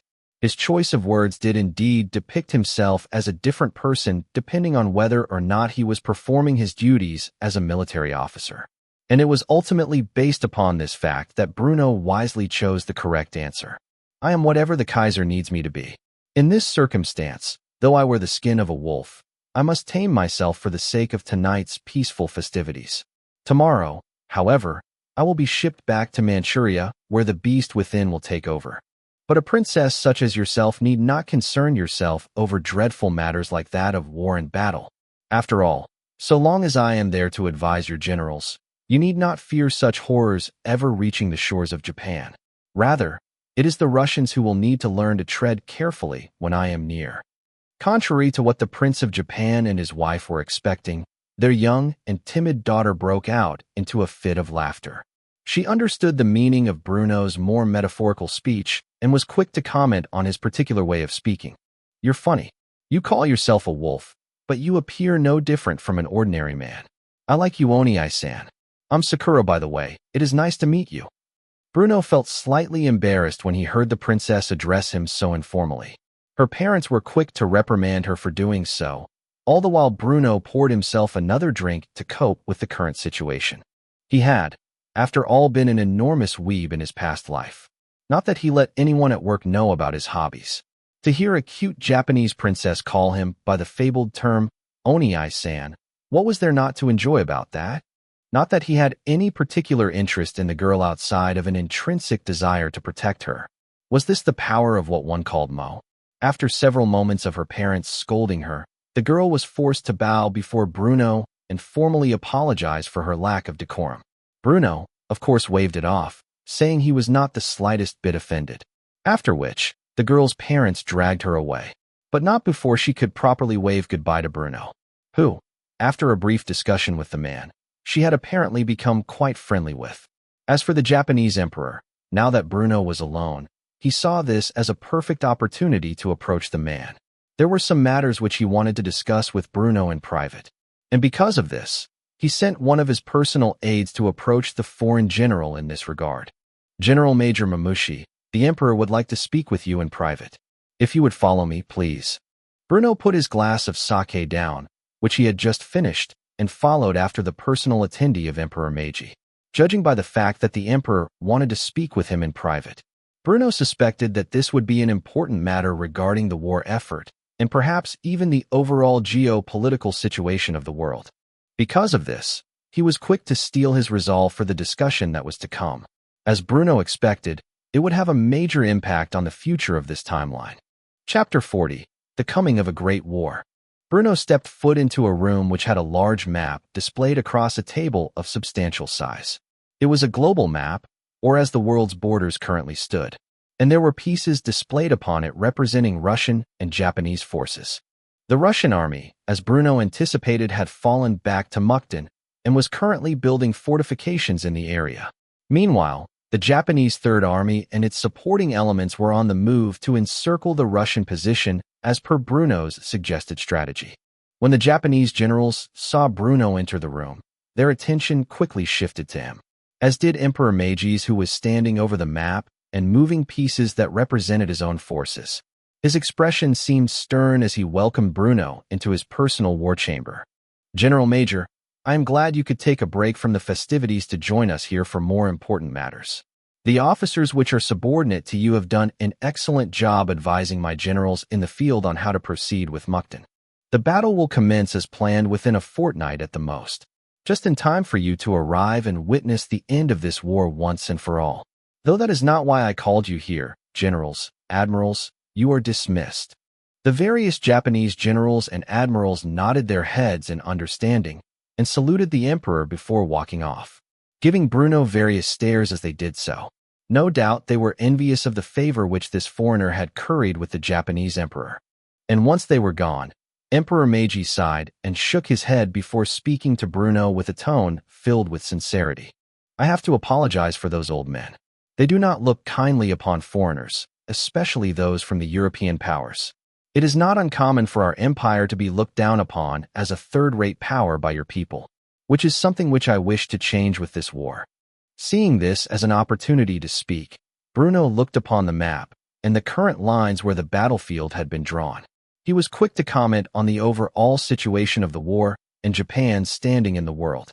"Regardless of whether or not I personally intervened at 203-meter hill, the battle would have been won by January of 1905 at the latest. I simply saw an opportunity to speed up the victory that was inevitable, though the Russians may not seem like it. They are running out of supplies, no doubt as a result of the Tsar's hostilities towards the Reich, from which they previously relied upon imports. Had relations not broken down between the German Reich and the Russian Empire, they would have been able to put up a better fight. But fortunately for you, the Kaiser has had a falling out with his cousin and has instead chosen to support you in this war. At this rate, I can say with certainty that the war will be over by the time the leaves fall from the trees. One last advance at Mukden, and the Russian army in the east will be obliterated, leaving the Tsar with no choice but to surrender. I have said it before, but things are not as stable as they appear within the borders of the Russian Empire. Revolution is on the horizon. A normal defeat here in Manchuria would spark a small-scale conflict in the home front. But the death of over 300,000 Russian soldiers in this war, the revolution will be of a much larger scale. And that is the ultimate goal here. Annihilate what remains of the Russian forces at Mukden and spark civil unrest within the Russian motherland. Your victory in this war will catapult Japan standing from a third-rate empire into a major contender with the other great powers of the world. Japan may very well be the only non-European nation to attain such a status, as all others who have tried over the years have since fallen in the flames of war. An honor, to be sure. Meiji felt a complicated sense of emotions after hearing Bruno's words. Was this really Japan's victory if it was achieved via the support of foreign military advisors? Would the other great powers of the world see it that way? Regardless, he had more important concerns on his mind and was quick to ask Bruno for his opinions on such matters. It was evident to the Japanese emperor that this young general clearly had a mind for more than just warfare. He seemed to have a great foresight into the world of geopolitics. And naturally, he wanted Bruno's opinions on the subject. "Be honest with me, General Major. You appear to have a great understanding of subjects other than warfare. I have no doubt that is what led to you having such an esteemed position despite your youth. So tell me, how do you perceive the world? More specifically, what will come of this conflict after we have emerged victorious?" Bruno walked towards the map and motioned towards several pieces representing the various armies of the great powers of Europe, including the German Reich and the Russian Empire, quickly asking for permission to move them. "May I?" Meiji did not see a reason to prevent Bruno's demonstration and was quick to express permission to do so. "By all means, proceed." Bruno then grabbed wooden pieces that were off the table and pushed them into Russia, representing a new faction. Russia, as previously stated, will be forced to deal with internal rebellion. The Tsar's popularity is not as strong as the other European monarchs, and dangerous sentiment is already being bred within the borders of the Russian motherland by dissidents, Marxists to be exact. A defeat against the Empire of Japan would be a severe blow to the Tsar's prestige. But the complete annihilation of the Russian Eastern Army at Mukden? A disaster that may spell the end of the Tsar and his entire bloodline. No, such a thing can't come to pass. Marxism is a destructive and dangerous ideology, appealing to fools and idealists who fail to understand human nature. And it is this lack of understanding of human nature that will inevitably compel them to engage in the worst human atrocities ever recorded in history. That is, of course, if they manage to gain power in the first place.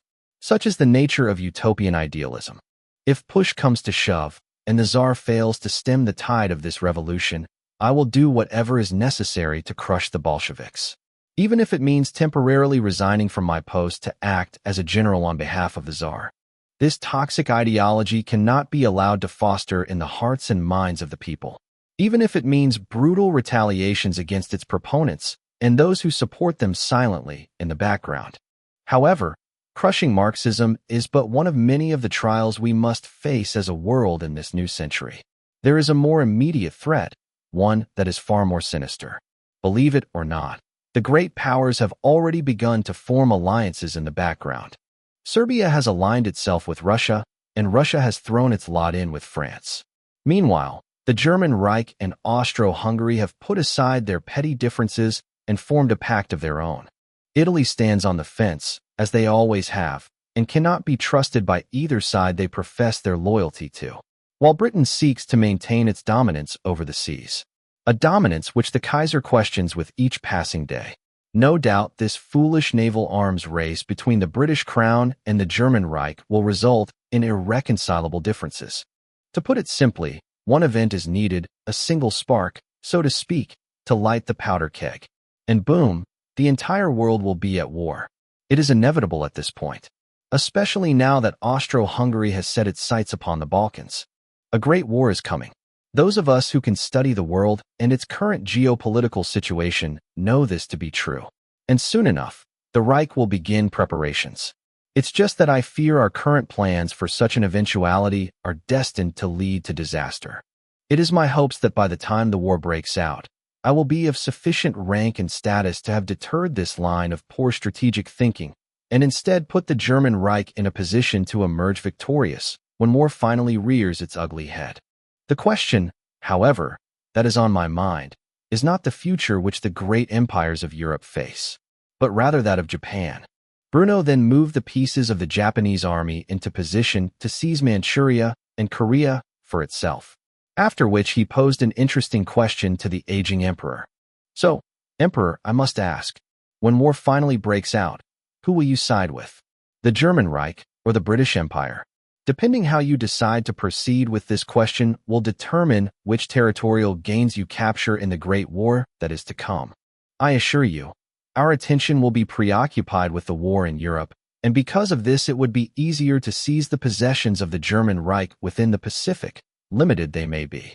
But though there is a greater risk, and the casualties you would sustain would no doubt be more severe, I must ask the question, would it not be better to take control of the territory which Britain, France, and Russia possess in Asia, considering the vast nature of their colonial territory in the region? Bruno had proposed a scenario which Emperor Meiji had not anticipated. He would think long and hard in silence about this matter, as it was critical to the future of the Empire of Japan. Chapter 41. An important decision for a later time. Emperor Meiji thought for some time on what Bruno had said. It would be reckless to declare his support for one faction or the other here and now. But what the German general had said made perfect sense. It was only a matter of time before some incident set off a global war. And when that happened, the war which he was currently fighting would seem like child's play. Still, Bruno had at least been honest with him and said that siding with the British would result in an easy victory against the Germans in the Pacific. And it would allow him to seize some ground in China and Malaysia that would be a foothold in the region that he currently didn't have. But at the same time, Bruno had also said that siding with the German Reich would allow for even greater gains, especially if he properly prepared his army for the coming war, which many nations were still unaware of being a certainty. Greater gains, of course, came with greater risks. But from the sound of it, Bruno planned to tie up the British, French, and Russians in Europe. Not to mention the conflicts that would be occurring in Africa as well, something with the Empire of Japan had no stake in. Meaning the risk would be a lot less than it would otherwise be if the entirety of the British colonial army were sent to the Pacific to deal with the Japanese incursion. It was with these thoughts in mind that Emperor Meiji finally gave voice to his musings, albeit not necessarily deciding on a course of action at the moment, but rather further questioning Bruno about what he perceived to be the future of warfare. So, say I decide to side with the German Reich, and commit myself to combating the British colonial forces in Asia. What exactly would be your recommendation to achieve a certain victory?" Bruno looked at the Japanese emperor with a smug smirk. It was clear the man had bought into the interest of seizing significant portions of Britain's Asian colonies. He was just hesitant to do so out of fear of fighting the British army. But did he really need to fear such things when Bruno was a man well versed in the future of warfare? Because of this, British pointed to the map, back to Manchuria, where battle lines were currently being drawn between the Russian and Japanese forces. The answer lies in Manchuria, or more specifically, the war you are currently waging. Surely by now you have seen the usefulness of machine guns, correct? There's just one problem. The guns of this era are too cumbersome and are wielded with a lack of proper strategic thinking by the generals in charge of their deployment. Both you and the Russians employ such weapons as if they were artillery, despite lacking the proper range and the explosive power to operate as such. It's a common misconception that all nations are currently struggling with. But machine guns are not some artillery piece to be wielded in the rear of formations. Rather, they are best suited to the front lines. With the current weight of such firearms, they are best suited as static pieces to defend trench lines and other fortifications from an enemy's charge. However, such a strategy itself is limited in thinking. Who says the machine guns of tomorrow must be heavy and cumbersome devices that can only operate and moved by a team of men? Pardon my language, but for fuck's sake, most armies still have such weaponry on wheeled carriages to be dragged by horses. Limit the weight of the designs, get rid of the water-cooled features, which only exasperates the issue. Replace such antiquated designs with air-cooled barrels that can rapidly be changed in the field by the men operating the machine gun, and have one man fire the weapon while the other changes the ammunition and spare barrels. With the weight savings, such a weapon can be used both defensively and offensively, supporting the charges of your riflemen as they assault an enemy position, rather than waiting for the countercharge as a static weapon of defense.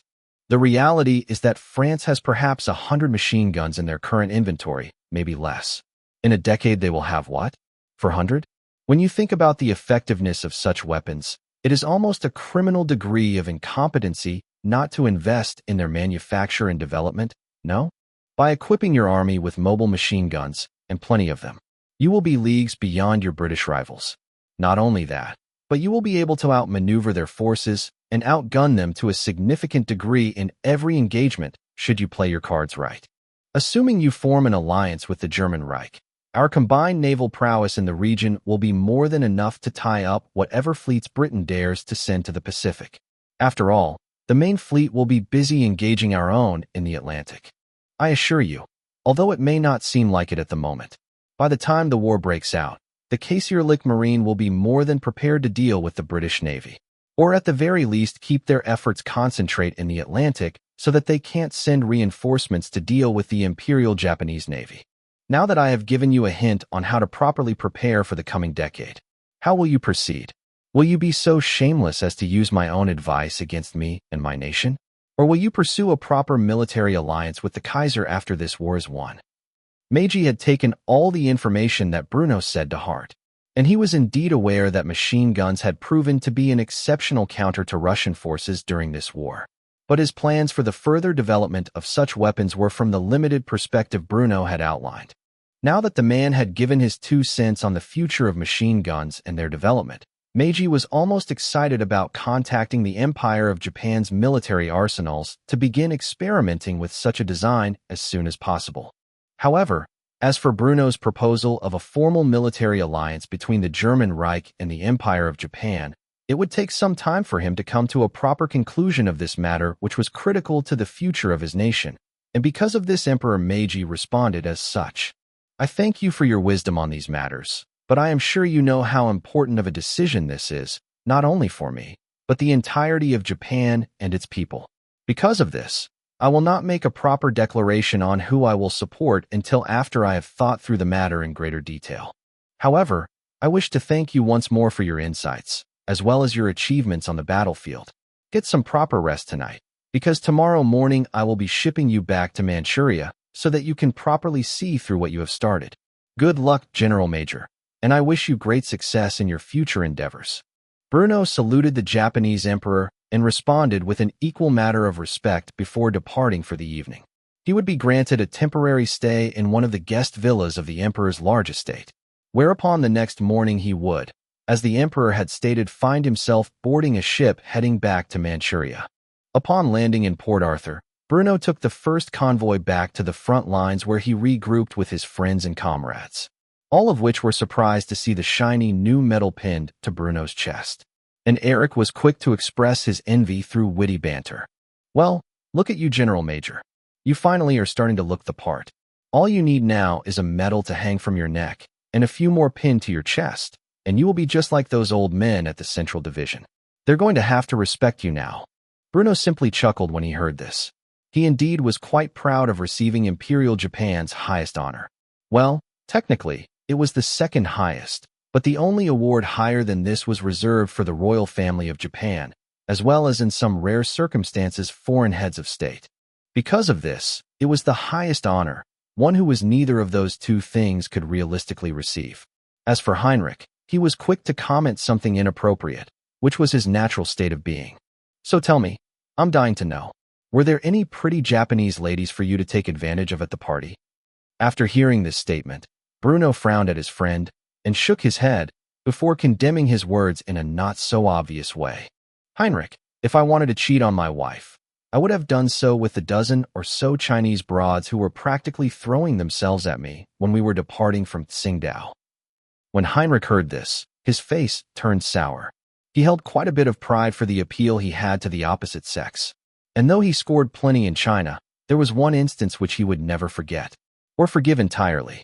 When he and the others were leaving China after months of occupation, it was not Heinrich who was the focus of the local Chinese women within the German colony of Tsingtao as they said their farewells to the German soldiers. Rather, it was Bruno who had ignored the women and their last-minute advances entirely, something which Heinrich found to be a deep wound to his pride as a man. For Bruno to shove this back in his face, it was the man's way of silently saying, "Don't lump me in with a degenerate playboy like you." Because of this, he could only force a laugh and scratch the back of his head, while admitting his words were indeed inappropriate. Sorry about that, boss. I know how seriously you take your marriage. I won't make a remark like that again. Bruno was smiling, but his eyes were a bit more fierce as he made sure Heinrich knew that he was holding him to such a promise. Be sure that you don't. After which Heinrich and Eric quickly brought Bruno up to speed on the current state of the Japanese Third Army and the enemy Russians who were hunkering down in Mukden. The final battle of the Russo-Japanese War was about to begin, and months before it was supposed to had Bruno not intervened in this world's timeline. Chapter 42. Ongoings within the home front. Bruno had no way of knowing it, but while the man was making his way to the front lines of the Russo-Japanese War once more, his wife was at home receiving news of his recent achievements on the battlefield and the prestigious awards he had been granted by the Japanese emperor. Heidi had just gotten off the phone, while her kids were in the background, engaging in various youthful activities. After hearing the tales of the legendary Mamushi and his feats at 203-meter, the normally timid and docile woman's fingers clenched around the cord of the phone quite tightly. She was conflicted internally. On the one hand, she was furious that Bruno was forced to break his promise to her by the shamelessness of the Japanese generals in the field, who tried to use her husband as a scapegoat to cover for their own repeated failures at Port Arthur. At the same time, she was enamored with the idea of her husband returning home with such a prestigious award wrapped around his uniform, something which only enhanced the attraction which she felt towards the man. Still, the nature of her grievances did not go unnoticed by her young son, Erwin, who walked up to her and checked on the condition of his mother. "Mommy, are you okay? You look angry." Upon realizing that the wrath she felt towards the men who had wronged her husband was visibly on display for her children to witness, the woman did a complete 180 and let her hands slip free of the cord, instead grabbing hold of her young son and carrying him into her lap, where she hugged the boy and pat his head, assuring him that she was perfectly fine. "It's nothing you need to worry about, Erwin. Your mother just heard some news that was unsettling. But that is not important. Rather, the good news is that it appears your father will be home in just a few months." She had not, after all, told her young children that their father had traveled across the world to take part in a foreign war for the sake of advancing his career. That would no doubt worry the kids. Instead, she told them that their father was taking part in a joint military exercise between the German Reich and their allies in Japan. A small white lie, but one that could not easily be disproven by the means of children. After all, such matters on the other side of the world weren't exactly commonly spoken about in public, let alone around the presence of children. Nor did the internet exist, or was there a prevalence of smartphones that were capable of instantly verifying whether or not the woman's words were true.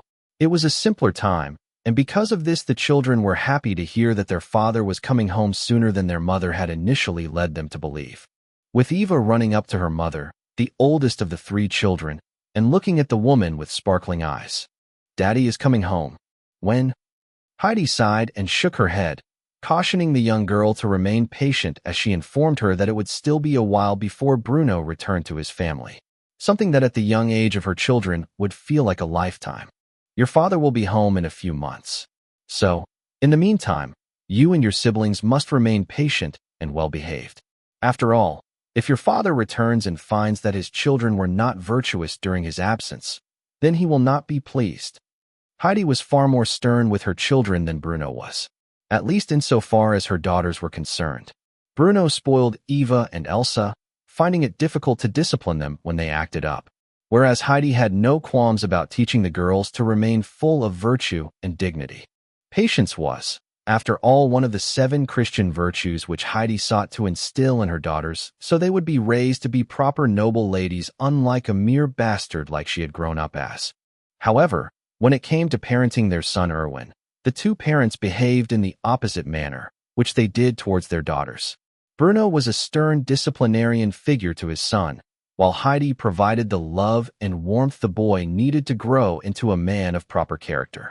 If a child did not receive both of these things from both of their parents, regardless of which one acted in which manner, then there was a high likelihood that they would grow up to become an undesirable character, something that Bruno and Heidi both planned to prevent by any means necessary. Because of this, Eva and Elsa both nodded their heads to their mother in understanding of her words, all while eyeing their brother with envy who sat on the woman's lap, receiving her praise. They could not wait for the old witch's tyranny to end when their father returned home from overseas to liberate them. Such was the mentality that these two little girls had towards their parents. Whereas Erwin felt the same, but in the opposite direction. He was basking in the warmth of his mother's love, not necessarily dreading the idea of his father's return, but enjoying the time free from his watchful gaze while he still could. After all, there were certain things a father could teach his son that a mother could not, such as how to properly throw a punch, wrestle, or shoot a gun, all of which he was far from old enough to experience. Because of this, Heidi quickly got to her feet, placing her son together with his sisters, before running off to prepare dinner for the evening. Though she was slightly worried that her man might be once more thrust into a dangerous position at Mukden, she ultimately decided to trust that he would fulfill his promise of returning to her safe and sound. Heidi was not the only one watching Bruno's career closely. There were several interested parties throughout the German Reich, and even foreign empires who were keeping an eye on the situation in Manchuria, as well as the performance of the military advisors which Germany had sent to Japan. Among them were the Kaiser and the general staff located at the German Army's Central Division of its High Command, as well as the Tsar of Russia and several other interested parties in France. But at the moment, the Kaiser met with the Chief of Staff of the German Army, General Feldmarschall Alfred von Schlieffen. The two of them were playing chess in the personal residence of the Kaiser and his royal family, while also speaking of matters around the globe, matters of significant geopolitical importance at that. So, it would appear the young wolf has been branded by the Japanese as a venomous serpent, proving he is not only capable of sniffing out and devouring rats, but also providing swift and lethal strikes against a much more fearsome enemy. Was it not you who said it was unwise to make exceptions for young military talents who had yet to properly prove themselves in the field against an opponent of sufficient quality? Surely the Russian army qualifies as such, does it not? At first, Alfred had been opposed to the proposal of the Kaiser and several other high-ranking officers in the German army's high command, one that had allowed Bruno to enter the Prussian War College without meeting the 5-year minimum requirement for military service. He felt at the time that it was unfair to the other candidates who had managed to fulfill this condition, But Germany was the most meritocratic of the European empires, especially when it came to its military. Bruno had proven exceptional abilities in the field during his time in China, which while many of the German generals felt was an enemy of insufficient quality, the Kaiser and several other generals felt differently. This was the reason Bruno was not treated with much respect during his brief time at the Central Division, of which he was primarily given secretarial duties. That is how the German field marshal felt until now, that is. The Kaiser moved to chess piece, instantly cornering the German field marshal sitting across from him, declaring he was but one move away from achieving total victory with a smug smile on his face. Check. Though there were several possibilities for Alfred von Schlieffen to escape from his current predicament on the board, as well as previous possibilities to end the game prematurely in his favor, he knew when to concede to the Kaiser and quickly announced his intent to do so, not only hinting that he would no longer offer resistance in this game of chess, but also in terms of the Kaiser's plans to foster Bruno into a future field marshal himself. Well played, Your Majesty. I must concede. The Kaiser's smug smile only grew more conceited as he knocked over Alfred's king with his own piece before making a bold declaration. I see no reason that General Major Bruno von Zehntner should remain in such a low position. He has proven himself in 2 separate wars at this point, and has shown his ability to lead an army-sized unit in the field. It is with this in mind that I intend to personally promote the man to the rank of Generalleutnant after he returns from Manchuria, assuming, of course, he wins the war on behalf of Japan. That is, unless you have any objections you wish to voice, my old friend. Although the aging German field marshal had been skeptical of Bruno's abilities in the past, seeing him sink the entire Russian fleet in Asia in a single battle, and miraculously so via the use of land artillery, in addition to having immediately recognized the failures of other generals in the field and capitalizing on such mistakes to achieve great success of his own. Even a man as stubborn as Alfred von Schlieffen had to admit that his past objections were unfounded. Because of this, he smiled and shook his head, assuring the Kaiser that he would no longer impede Bruno's progress. On the contrary, Your Majesty, after what that boy pulled at Port Arthur, even I now find myself interested in his future. Now that they were on the same page, the Kaiser wore an equally excited smile on his face while changing the topic. Now about the Tsar. No doubt if his forces are defeated in Mukden, he will be compelled to sue for peace. Here is how we will advise the Japanese to handle this matter. After saying this, the Kaiser and the field marshal would continue to have a lengthy discussion about the world at large and the German Reich's place in it. Chapter 43. Annihilation at Mukden. Bruno stood at the edge of the battlefield. He was smoking a cigarette while Heinrich gazed through the binoculars at the decimated Russian forces. It had been nearly 10 days since the Battle of Mukden began, and as in the previous timeline in which Bruno lived during his past life, the scale of the battle was unprecedented in world history. In less than a fortnight of fighting, the amount of munitions and ordnance that had been exchanged between the two armies was already greater than that of the 191-day Franco-Prussian War, which took place in 1870-1871. And yet, after 10 days of conflict, the battle was over. Casualties were no doubt heavy on the Japanese side, suffering 25,000 or so WIA, or MIA, which was still considerably less than Japan sustained in the past timeline. But as for the Russian army, they had been obliterated to the last man. 292,000 Russian soldiers lie dead in the ruins of the battlefield located just south of the city of Mukden, which would one day be known as Shenyang. The Russians had made a mistake, taking the bait Bruno sent towards them at their eastern flank via a diversionary assault. Once the Russians were misled into believing the Japanese numbers were greater than they actually were, they shifted forces from the west and the south to assist in the defense.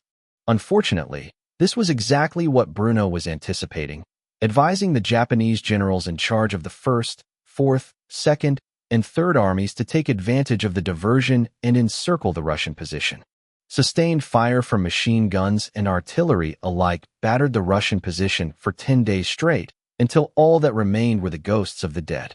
Of course, just to make sure the enemy was truly annihilated, the Japanese generals sent in the rest of their forces to take care of those poor and unfortunate souls who were lying wounded in the craters that were all which remained of their previous fortifications. Heinrich and Erich stood by Bruno's side, their mouths agape as they gazed upon the devastation that had resulted from the advice that their friend and commanding officer had given to the Japanese generals. Total annihilation of the enemy, that was what was achieved here. And thankfully, without significant civilian casualties, as the Russians had taken up their defense south of the city, rather than within it. Either way, Bruno's tactics would have been the same. But it was nice to know that the native Manchurians were spared such unnecessary bloodshed. But these were Bruno's thoughts as he smoked silently in the background, gazing upon the death and despair which he had caused to the enemy. Utterly lifeless, that was what the battlefield could be described as, now that the Imperial Japanese Army had swept through the area and put whatever miserable Russian bastard who was still breathing out of his misery. As for Heinrich and Erich, they did not have words to describe what they were looking at. I mean, they witnessed the 10 days of shelling and sustained machine gun fire, which pounded the Russian position ceaselessly. Hell, they had been on the receiving end of a few Russian shells that landed nearby. But this was a level of devastation that nobody had ever seen before. Even the Battle of Cannae, which said to have stained the Italian soil red with the blood of Roman soldiers, was not so gruesome to witness. And while Heinrich and Erich gazed in horror at the overwhelming volume of death which they had helped cause, Bruno finished his cigarette, flicking the butt off into the dirt nearby, as if he was simply witnessing something insignificant. An act which caught the attention of the two officers beneath his command, bringing them back to reality with his words as well. So ends the Russo-Japanese War. No doubt in the coming weeks the Russians will sue for peace. Perhaps under normal conditions they might muster another army to avenge their losses here today. But when the Russian people hear that nearly 300,000 of their sons, brothers, and husbands have died pointlessly in the East, there will be hell to pay. You might very well be looking at the end of the Russian Empire. That is, if the Kaiser doesn't make a move to intervene on his behalf. Our work here is done, boys. I think after all of this we have earned ourselves a drink. Don't you agree? Despite posing a question to the two men, Bruno callously walked away without waiting for their response. He had clearly seen enough of death and pain over the course of the last 10 days, and as a result wanted to be as far away from the carnage he helped inflict on the enemy, even if he himself was prepared to live with the memory of it. As Bruno had boldly declared to the Japanese emperor before leaving his palace and advancing to Mukden to catch up with the rest of the army. The Russo-Japanese War had been won on behalf of the Empire of Japan before the leaves fell from the trees. A war that was supposed to continue on until September of 1905 had ended nearly a year prior. Word of Russians' defeat at Mukden quickly reached the Tsar in Moscow. Initially, the response of the Tsar was to muster another army and send them to Manchuria to avenge their loss at Mukden. They, after all, had 700,000 soldiers in the region prior to the battle, the remainder of which could quickly be deployed into position when given the command. But no more than a week after the loss at Mukden, riots broke out in Moscow and St. Petersburg. The people had suffered enough at the incompetency of the Romanov family. Red banners waved in the streets, as historical figures Bruno was all too aware of made the voice of the people heard.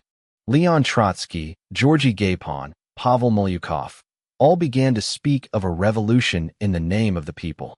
Shockingly enough, even Vladimir Lenin, who was living overseas, returned to Russia to rally the Bolsheviks and the Mensheviks together, mending their feud in an attempt to overthrow the Tsar. All they needed was a cause to gain the popularity of the common man, who, though aggrieved by the Tsar's repeated failures, but not so much as to take up arms, stood on the sidelines and watched.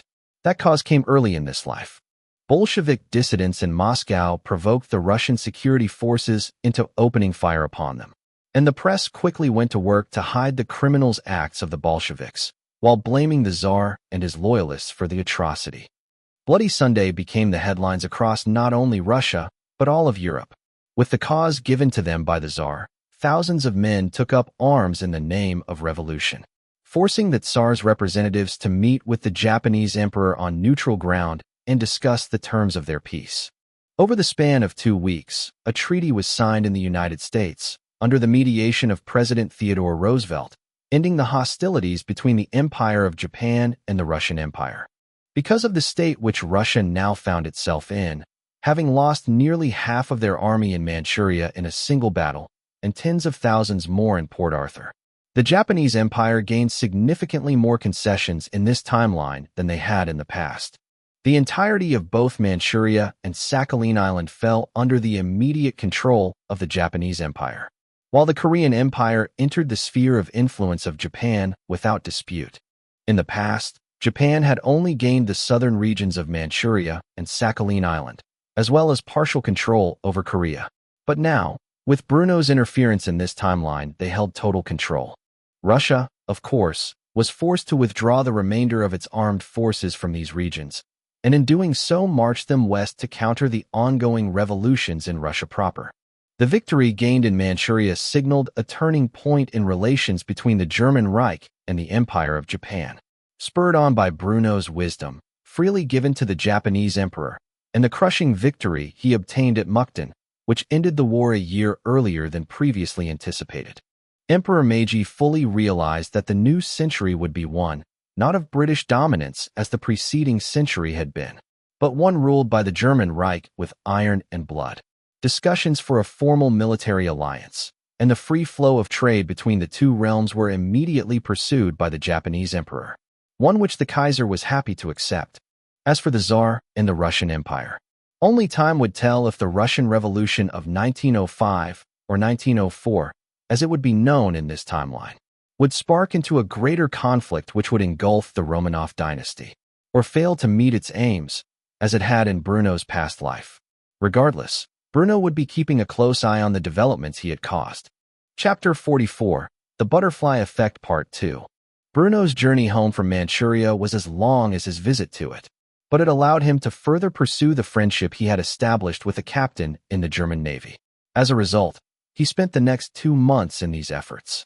But 2 months was a long time, especially in terms of geopolitics. Many things could happen within such a duration, and many things did. Not only had the Russo-Japanese War officially come to an end, with the Empire of Japan gaining significantly more out of it than they had in Bruno's past life, there were also significant events with 2 other major powers in the current world. First and foremost, Bruno's actions had moved up the Russian Revolution of 1905.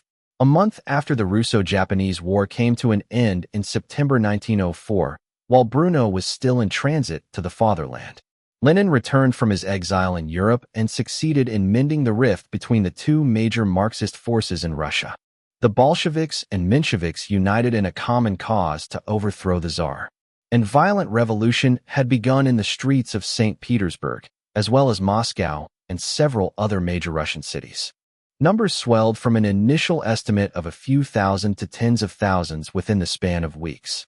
The revolutionaries' first major acts of violence, outside of a few riots, were to storm military depots where they seized both the arms and munitions within them for their cause. This was no longer a mere ragtag group of rioters, but well-armed revolutionaries, whose red banners and armbands gathered the attention of those in the streets, most of whom simply hoped for the tide of revolution to end as quickly as possible and with limited bloodshed. Meanwhile, France endured another colonial upset. The local tribes of Madagascar had taken up arms against their masters, and as a result, a young French colonel was deployed to quell it by any means necessary. Leon Sinclair had in the years since the Boxer Rebellion attended the prestigious École de Guerre Terre, which was the French army's take on the Prussian War College. However, unlike Bruno, who graduated after 3 years with the rank of General Major, Leon graduated after 2 years at the rank of Colonel. This was his first deployment since the Boxer Rebellion, a conflict where his own personal glory was stolen by a German bastard, incited to act on behalf of the Republic by a traitorous general. Or such was the revanchist Marxist's own take on what had occurred there. In fact, he was quite happy about what was happening in Russia, though he had no means of financially or militarily supporting the Russian communist revolutionaries. Leon supported them morally all the same. But now was not the time for such concerns. At his own request, the Republic had sent him to Madagascar to put down some pesky natives who had taken up arms in revolt against the French colonial empire, and in doing so, murdered a French sergeant at night while he was sleeping at base. It was a troublesome matter, one which Leon thought little of. After all, the revolt started because of a variety of factors: overtaxation, execution of locals without a proper trial, repression of religious minorities such as Protestants and Muslims, and all the other shit that was common whenever colonialism occurred in a region. It was because such cruelty was so common that Leon thought nothing of it as he got off the ship to Madagascar with his brigade in tow. I mean, why would he consider this conflict anything more than a minor scuffle? The local militias which were fighting against him and his troops were poorly equipped. Something that was not at all surprising when you considered Madagascar, like most of sub-Saharan Africa, had never developed any sense of industry. What few rifles were among their ranks were primarily old flintlock designs, traded to native African centuries in the past by European and Arab merchants, usually in exchange for things like slaves, diamonds, gold, etc. They were obsolete weaponry when the Africans initially purchased them, usually at an unfair price which advantaged the merchants, let alone now in the 20th century. Aside from these old muskets, the majority of the rebels were armed with spears.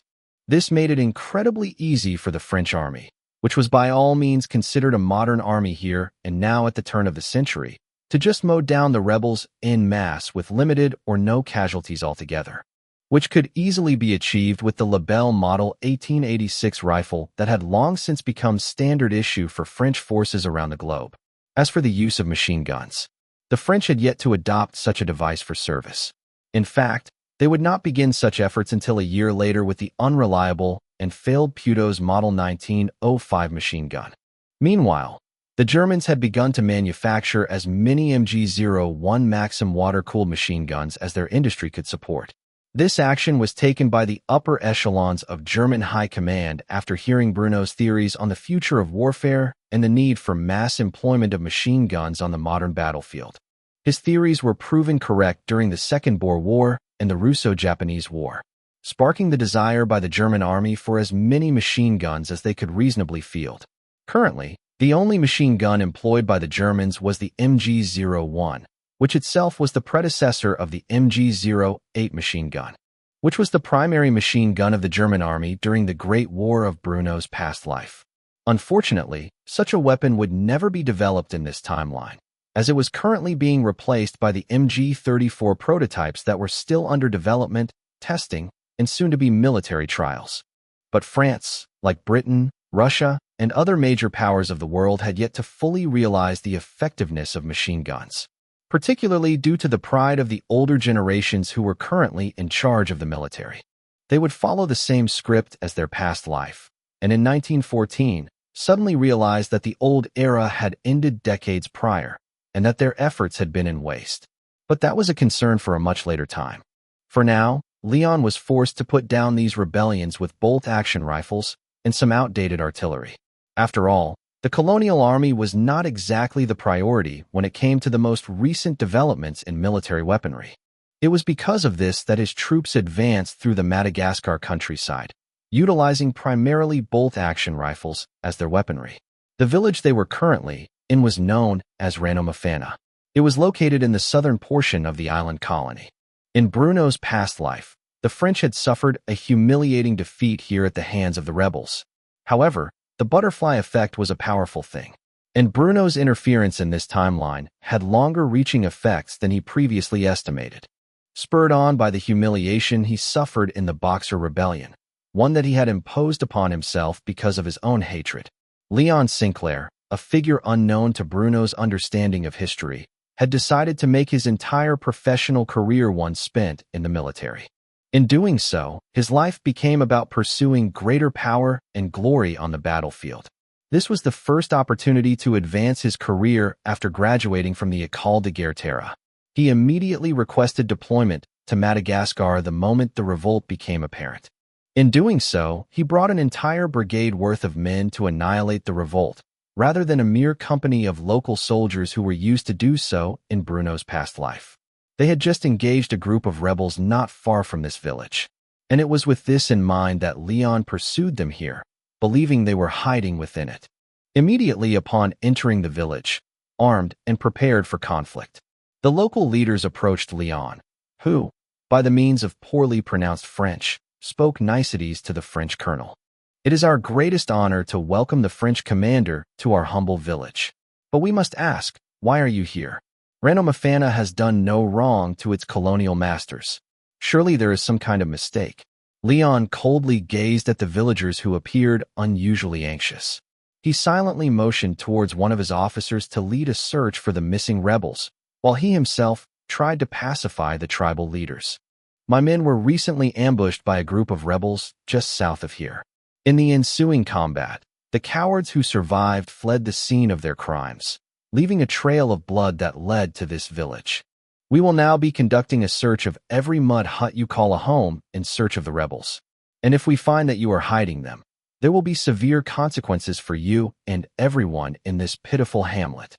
The tribal leaders looked at one another with a further sense of dread. That alone confirmed Leon's suspicions that they were hiding rebels. Surely enough, it did not take long for the French soldiers to rip the village apart. Their findings were conclusive enough for Leon to take action. Not only did they find the wounded rebels being treated in the village, but they found supplies, weapons caches, and even messages exchanged by the local villagers, alerting the rebels to the location and timing of French patrols. Because of this, Leon was quick to order the apprehension of the rebels. Men, arrest these traitors to the Republic. The French soldiers were quick to act on their orders, where they were not the least bit surprised by the local villagers and their attempts to shield the rebels from apprehension and execution. As a result, things quickly turned violent, with local villagers unleashing knives on the French soldiers. After one of his men was ruthlessly stabbed in the neck by a Madagascaran woman, Leon immediately ordered the unthinkable. Fuck it, kill these savages. Kill them all. Because of this, the French soldiers lowered their rifles and began firing on the villagers. Whether they were partaking in the violence, or simply women and children cowering the background, all began to fall to the gunfire of the French army. Those who fled into the countryside were not spared, either, as French soldiers aimed their scythes upon their backs and gunned them down without hesitation. In the end, a massacre unfolded, as the village of Ranomafana was laid to waste. Bodies were scattered across the vicinity with not a single native still breathing in sight. And it was as Leon gazed upon the death and despair that he had wrought, that he smirked viciously before giving one final command to his men. Burn it. Let these savages know what happens when they dare to take up arms against the might of France. The bodies of the lifeless villagers were stacked upon a bonfire and lit aflame, turning their corpses to ash, while the thatched huts were individually lit aflame. In the end, there would be nothing that remained of the village of Ranomafana or those who once lived within it. Ranomafana would be one of many villages massacred by the last man, woman, and child as Leon began his march of fury against the native population who had so brazenly revolted against colonial rule. Despite the atrocities committed by Leon here in Madagascar, he would not be condemned as a war criminal, for such things were reserved for wars fought between civilized nations. Instead, he would be rewarded with a Legion of Merit for his actions, which was, of course, the highest honor France could bestow upon one of its soldiers. Chapter 45. An Invitation to the Kaiser's Palace Part 1. Bruno stepped foot off the docks at Hamburg, gazing upon the thriving German city with a warm smile on his face. The fresh autumn air of the fatherland was truly a miracle to behold. Any thoughts he previously had about that which he had done in Mukden immediately vanished, instead replaced by a daydream of what would happen when he stepped foot in the doors of his humble manor. Of course, he could not immediately visit his family, as he had been summoned to Berlin by the Kaiser himself, an honor which he could not refuse, no matter how much he might wish to do so. Because of this, Bruno hopped on the first train to the capital of the German Reich, a city which he had grown up just outside in his family's estate. Hours passed as the old steam engine toiled away to make sure the cart made its way to the capital city. Meanwhile, Bruno enjoyed a cup of coffee by the waitstaff of the cart, all while smoking out the window. Though he knew the dangers associated with nicotine, Bruno wasn't of the mind to care. There was one thing that could calm his nerves, in and out of the field, and that was a long drag from a cigarette. As he sat there in uniform, with his field cap placed on the table in front of him, a young child ran up to him, having seemingly escaped from his parents' watch. The boy was no older than 8, but he gazed upon Bruno's uniform and the insignia upon his collar. Surprisingly, the boy recognized the symbol as belonging to a high-ranking officer. He immediately threw up his best attempt at a salute, while silently looking upon Bruno, as if he were a superhero. Bruno remained stoic as he responded to the boy in kind. Though he was not obligated to salute a civilian, an act that could be considered offensive by some veterans, Bruno simply did so as a means of not dashing the young boy's hopes. This caused the boy to run off with a wide smile to his parents, where Bruno could overhear him bragging to them. "Mommy, Daddy, the general saluted me." The parents looked over at Bruno with bemused expressions as the man himself nodded to them silently before returning to his newspaper. News of Lenin's return to Russia and the beginning of the revolution were the natural headlines, which immediately spurred Bruno's interest in the developments which followed his victory in Manchuria. After reading the entire passage attributed to the ongoing war in the Russian Empire, Bruno placed his newspaper to the side and put out his cigarette in the ashtray, choosing to spend the rest of his journey to Berlin gazing upon the German countryside. In the coming decades, most of these ancient buildings that appeared as if they were straight out of some kind of fantasy world would be utterly destroyed. The world wars had exacted a toll on the German nation and its people that they never fully recovered from. Well, this would be the case had Bruno still been living in his past life. Still, it would be a shame for such marvelous architecture, which until this new lease on life, Bruno had only seen in old photos from a bygone era, to once more disappear from this world. And because of this, Bruno vowed never to let the fatherland come under the assault of enemy forces. For the history of the German people and the marks they had left upon the earth were much too precious to disappear from this world. Eventually, the train pulled into Berlin, where Bruno once more placed his cap upon his golden head before departing from the train car, taking one last look at the boy and his family as they traveled off through the peaceful and prosperous streets of the German Reich and its mighty capital. Naturally, there were several other men waiting in uniform with an automobile to take Bruno to the Kaiser's palace. These soldiers had far more fanciful and quite frankly superfluous uniforms when compared to the more simple infantry general's attire, which Bruno wore. They were, after all, members of the Leibgarde, in other words the Kaiser's personal bodyguard. And because of this, they had some of the flashiest-looking uniforms in the entire German military. The leader of the small group of men quickly saluted Bruno and explained his reasoning for waiting for him, even though it was obvious to anyone who knew about Bruno's circumstances. "General Major, my men and I have been tasked with escorting you to the Kaiser's palace. If you will follow me." Bruno silently nodded, handing over his bags to the Leibgarde soldiers, who packed them in the trunk of one of several automobiles that had been prepared for the journey. After which, Bruno stepped foot in the largest and most lavish of which, or more specifically in its passenger compartment.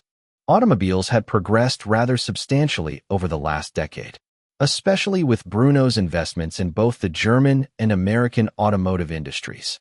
What were once mere carriages with a motor attached had in many ways begun to resemble the cars of the future, which Bruno was far more acquainted with. Granted, they weren't exactly the Ford Model Ts that would revolutionize the transportation industry starting in 1908, which was a mere 4 years away. But they were still a close approximation to the early designs. As Bruno sat in the passenger seat, a common issue that had begun to affect him since he first led the charge in 203-meter hill revealed itself once more. His hands began to shake, not necessarily as a means of a neurological disorder, but rather as a psychogenic tremor, which was a clear indication that he was suffering from some form of PTSD. Even though he had just smoked a mere hour before, Bruno fumbled into his coat pocket and succeeded in pulling out a pack of cigarettes, where he began to smoke again. It was only after he had taken a long drag from the device and exhaled the puff of smoke out of the window of the automobile did these shakes stop. Eventually, the automobile pulled through the gates of the Kaiser's palace, where Bruno was escorted inside the building. It had been many years since Bruno last stepped foot inside this luxurious home. In fact, if memory served correctly, he was still a teenager at the time. By now, a decade had come and gone since that fateful night. And as Bruno gazed upon the familiar paintings in the main hall, while reminiscing about his youth with a nostalgic smile on his face, he heard a young and feminine voice call out to him. "I know you. You're the knight who dueled a prince for the honor of a lady." Bruno had spoken before he turned around to look at whoever had said such an absurd statement, correcting her without even understanding who he was speaking so casually with. "Oh, I am by no means a knight. Nor was the woman whose honor I defended a lady. At least not at the time, but thank you for. When Bruno finally turned around and gazed upon the adolescent girl speaking to him, he felt compelled to slap himself across the face. After all, the young girl on the cusp of her teenage years was none other than Princess Victoria Louise of Prussia, whose second birthday a mere decade prior was the event which she was speaking of. Bruno immediately apologized for his informal language, with a slight bow of his head and a hand over his heart. My apologies, Your Highness. I spoke out of turn without knowing your identity. Please forgive me. The young princess seemed genuinely interested in Bruno, especially after noticing the tabs on his collar, which signified his status as the German army's youngest general. No apologies needed. General, it was my own fault for ambushing you with such a conversation. Besides, I don't really remember the day in question, only that my father frequently spoke of it with excitement when I was a little girl. Bruno couldn't help but smile as the young princess who was acting as if she was all grown up. He couldn't stop himself from making a remark that he probably shouldn't have, considering the adolescent girl's status. With all due respect, Your Highness, but you're still a little girl from the perspective of U.S. adults. This immediately caused the princess to drop her mature fa. Ade, and pout as she turned away from Bruno with her arms crossed, saying something or another beneath her breath before running off. And here I came searching for you to spoil what father has planned. But fine, if you're going to be like that, then walk into it with ignorance. The girl genuinely seemed angry as she stormed off in a hissy fit. This was an act that Bruno couldn't help but chuckle at upon witnessing her childish behavior, which was more than fitting for her age. Shortly thereafter, someone else approached him. This time it was General von Schlieffen, who Bruno immediately saluted as the man ushered him to come along with him. General Major, it is good to see you return from Manchuria unharmed. I see you are sporting the Grand Cordon of the Order of the Rising Sun. As expected, after all, Emperor Meiji has spoken quite highly of your achievements in the field. I am quite proud to announce that because of your efforts, a formal military alliance has been brokered between the German Reich and the Empire of Japan. But that's enough for mere pleasantries. Come quickly, the Kaiser has been waiting for your arrival for some time. Frankly, Bruno had no idea why he was invited to the Kaiser's palace immediately upon his return to the fatherland. But there were only two possibilities he could think of. Either he was receiving some kind of additional reward for his actions in Manchuria, or there was the dreadful possibility that he was being punished for something he was entirely unaware of. Regardless of the outcome, he planned to meet his fate as it came to him, and thus put on a stoic expression as he stepped forward to greet whatever awaited him like a man. Chapter 46. An Invitation to the Kaiser's Palace Part 2. Bruno stood in the Kaiser's palace, gazing upon the German emperor with a stern expression on his face. The man seemed quite pleased to see Bruno there, thus alleviating any fears Bruno may have had towards a potential demerit. As Bruno expected, Kaiser Wilhelm II was quick to salute him, as he himself was dressed in a military uniform, albeit a heavily embellished one, which Bruno was quick to respond to in kind, before the man approached him with a small wooden case that contained his new collar tabs and shoulder tabs. General Major Bruno von Zehntner, for your exemplary performance acting as a military advisor to the Empire of Japan on behalf of Kaiser and Fatherland, I, Kaiser Wilhelm II of the House von Hohenzollern, hereby reward you for your gallantry with a promotion to the rank of Generalleutnant. I know I myself, and many others within the Army's high command, look forward to your future in the military. Everyone nearby broke out into applause as the Kaiser handed Bruno the new insignia that would need to be fastened to his uniform by a skilled seamstress at a later date.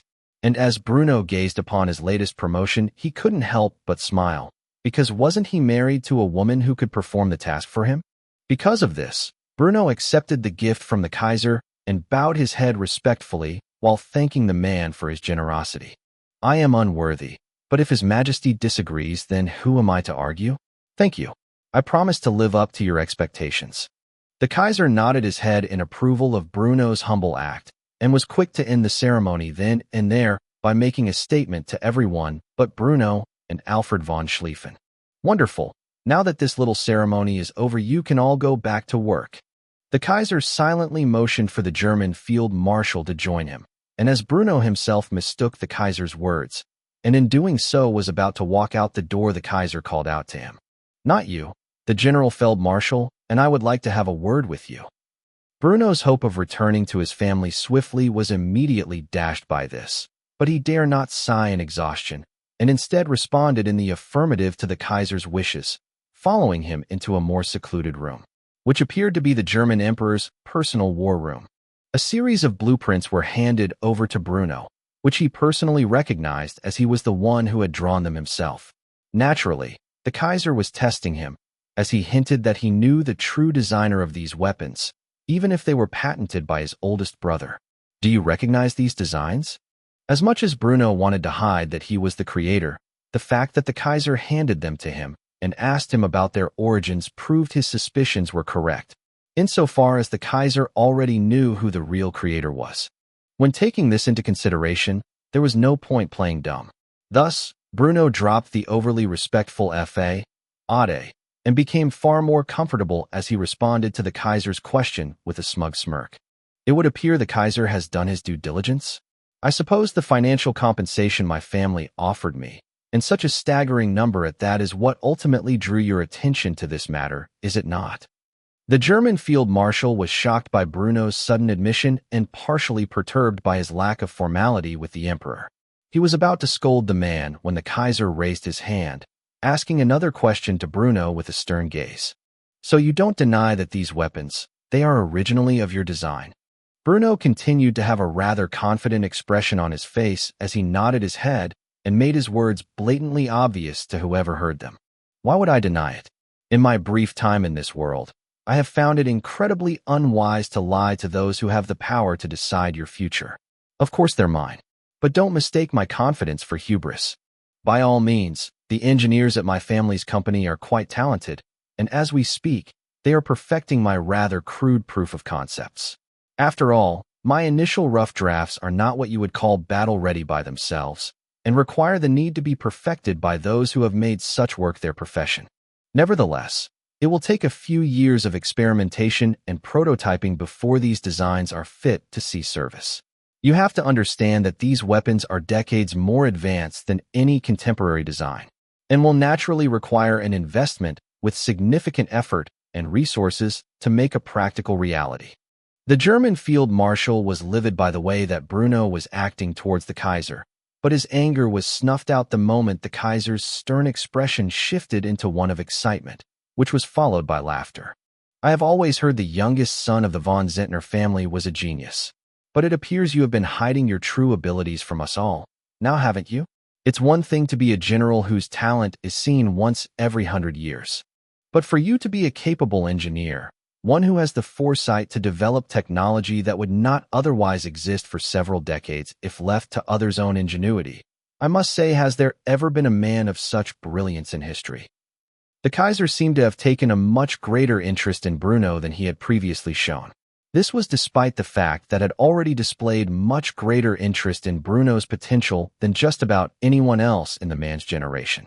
It was the fact that the German monarch seemed so captivated by the revelation of Bruno's full capabilities that the young German general decided to enlighten the man on why he had decided to conceal this matter in the first place. A necessary precaution, I assure you. At a young age, there were those envious of my talents who, if they discovered the full extent of them, would have no doubt tried to snuff me out of existence before I could prove to be a capable threat to their plans.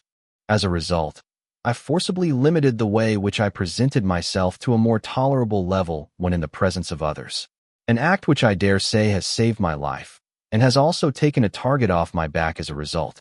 Those who were once threatened by me no longer seem concerned. They, after all, have much more immediate matters to deal with. The Kaiser was no idiot, prideful to a fault. Yes, but he had done his thorough research on Bruno and his background, not just in preparation for this meeting, but over the past 10 years. Ever since Bruno shone brightly at his daughter's second birthday party, the monarch had been keeping his eye on him. He was naturally aware of the enemies which Bruno was speaking of, and by extension understood why he took such measures to protect himself. Still, to do so at such a young age spoke volumes of Bruno's wisdom and foresight, something a man, even in the middle of his 20s, would often be lacking. It was because of this that he could only think that Bruno would be a great boon to the Reich should his talents be further fostered, yet could also spell disaster should the world become aware of just how capable Bruno was currently and how promising his future would be. After all, should the French realize that the German Reich had given birth to the 20th century's equivalent of Napoleon, no, Alexander, then the consequences could lead to catastrophe. After careful consideration, the Kaiser nodded his head thrice before making a statement to Bruno, one which both of them found to be the best outcome now that the truth had been revealed. Alfred and I will pretend like we have not heard any of this, and we will cover the tracks that your family left behind. It is best if our enemies do not realize we have such a promising talent rising through the ranks, or at least they don't fully understand just how vast your potential is. Continue as you were. I look forward to the extent to which you will soar in the coming years. That is all for now. You are free to return to your family. You have no doubt earned some free time after all, which you have achieved as of late. You are dismissed, General Lieutenant. Bruno immediately snapped to attention as he departed from the Kaiser's palace. It was only after he had left the scene did the German field marshal ask the Kaiser for his honest perspective on what they had just witnessed. So, after hearing what he had to say, what do you think? The Kaiser seemed almost in a daze, as he continued to stare at the door which Bruno had just walked out of moments ago. His voice was filled with an almost excited tone as he gave the German field marshal his honest opinion of Bruno, as both a man and a general. After this brief discussion, I believe in every fiber of my being that it is in the best interests of the German Reich and its people to do everything we can to foster the talents of this young man. Make no mistake, though he appears a man of sophistication and civility, he is without a doubt a wolf in sheep's clothing, truly fitting of the name which our soldiers have given him. You know the one I am referring to, right, Alfred? There was an almost haunted tone in the German field marshal's tone as he responded to the Kaiser's words with the answer he was looking for. The Wolf of Prussia. Chapter 47: A long-awaited return to a peaceful life. Bruno returned home immediately after visiting the Kaiser for the sake of his most recent promotion.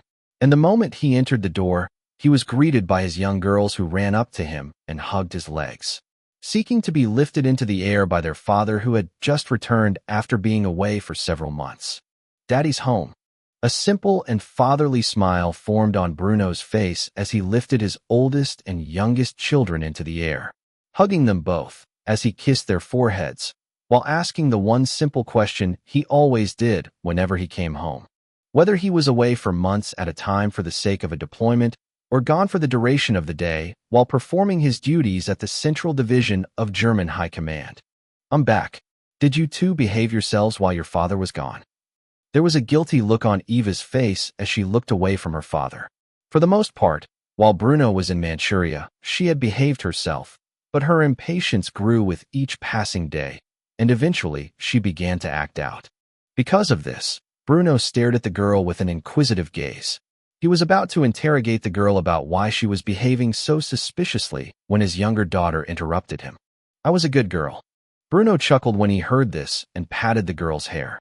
He was about to compliment her for her good behavior when Heidi entered the room with a stern expression. She was wearing an apron and had a wooden spoon in her hand, while covered in flour. A sight which was unusual considering how excellent and clean of a cook she was. The woman was quick to holler at the oldest of their children, who had been rather mischievous. You see, when Heidi told her children that their father would be coming home today, they became quite excited, especially his two daughters who he spoiled quite excessively. However, as the hours passed, and there was still no sight of the man, even well into the evening, Eva had lost her patience and began to throw a tantrum as a result. In doing so, she caused a mess with a pot of cooking flour as she broke out into a fit, demanding to see her beloved father.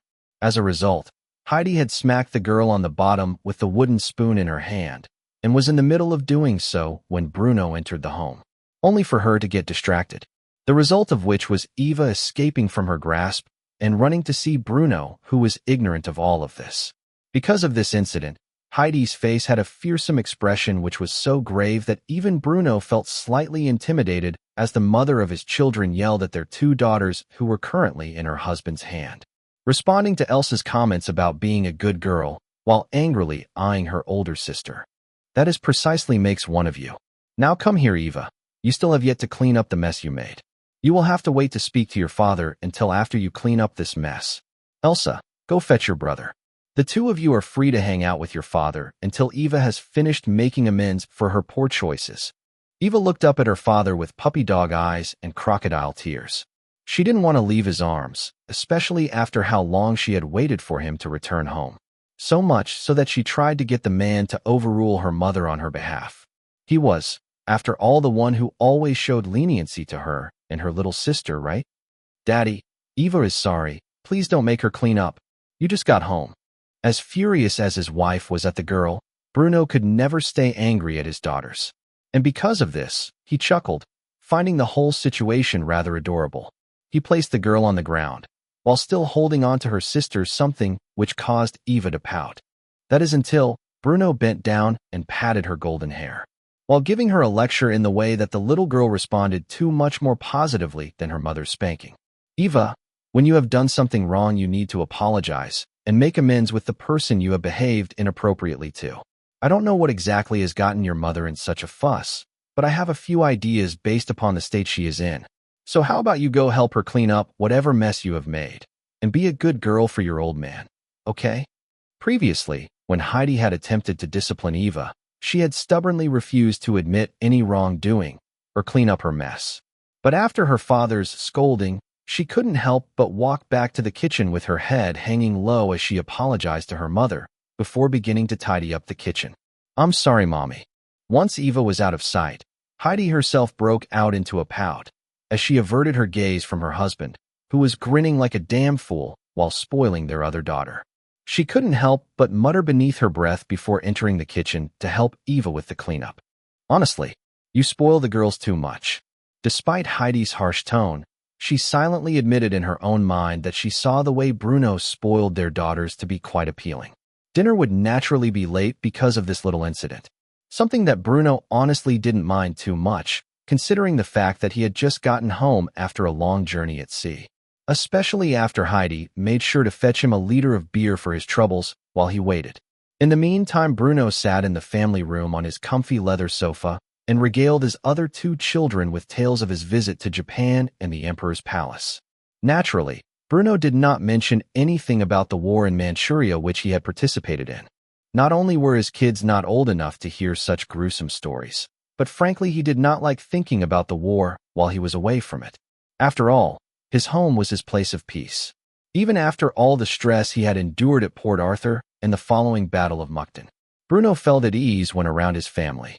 After a brief wait, dinner was on the table, and Eva genuinely appeared sorry for what she had done.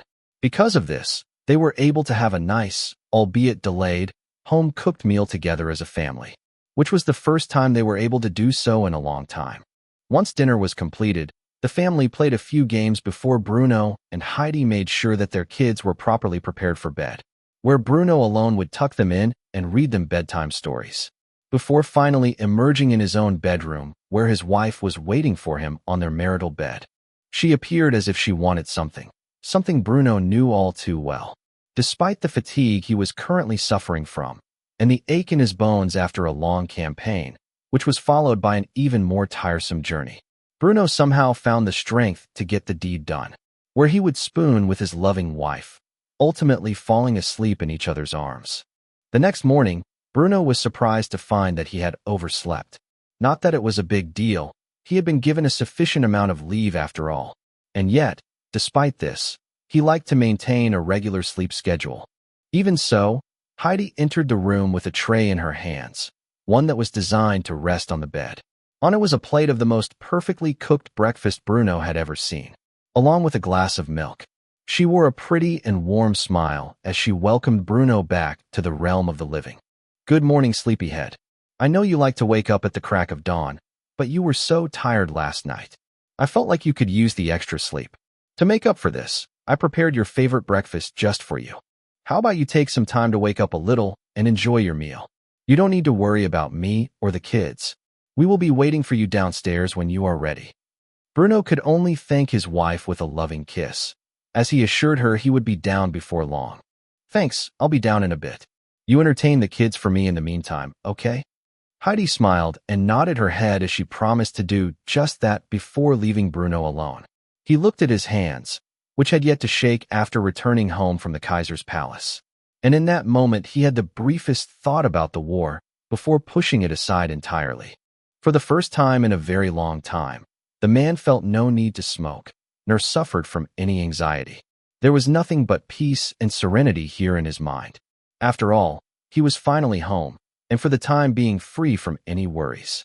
Of course, that would all change the moment he left the safety of these walls and returned to his post. But that would not occur for at least another 2 weeks. And until then, Bruno would continue to enjoy his wholesome life with his loving family. Chapter 48. Into the Nest of Vipers Part 1. It was a new day, and a day which Bruno did not have to report to the Central Division of the German High Command, no less. It was perhaps because this was his first official leave of absence in a very long time that Bruno was invited to his parents' house. All 9 of their sons had long since moved out of the house, the youngest of which was Bruno himself, who was already in his mid-20s at the ripe old age of 25. He had 3 children, which was the lowest number of all of his siblings and the families they had spawned over the years. But knowing the fact that he received an official invitation to the family estate, this was no simple request from his mother and father to visit them with his family. No, this was a yearly occasion on which the entire von Zehntner household would gather. This not only included Bruno's siblings and their families, but his father's siblings and their families as well. Because of this, after reading the official letter of invitation, Bruno was quick to gather his wife aside and address the issue in private with her away from the children's prying ears. "Heidi, do you know what this letter entails?" Heidi nodded her head. She had obviously not read its contents, as it was sealed when Bruno picked it up. But she recognized the coat of arms emblazoned on the letter, which belonged to the von Zehntner family. There was really only one thing she could think of for why they received this note, and because of this she was quick to speak of her suspicions. "I suppose it is around that time, isn't it? Though it has come a bit earlier this year than in the past. I will set aside a proper set of attire for the children. No doubt your father will want you in uniform. I will have it cleaned and pressed so that you look nice and proper for your family to see." Bruno himself was aware why this letter was sent, and like Heidi was suspicious about why it was sent earlier than it should be. There was no way that his father had moved it up a month or 2 in advance simply because Bruno was freely available now, would he? I mean, he was the youngest son of the family. Sure, over the years he had managed to achieve some significant contributions in the military. Even so, such a privilege had never been afforded to any of his siblings in the past, let alone the heir apparent, which was of course his eldest brother.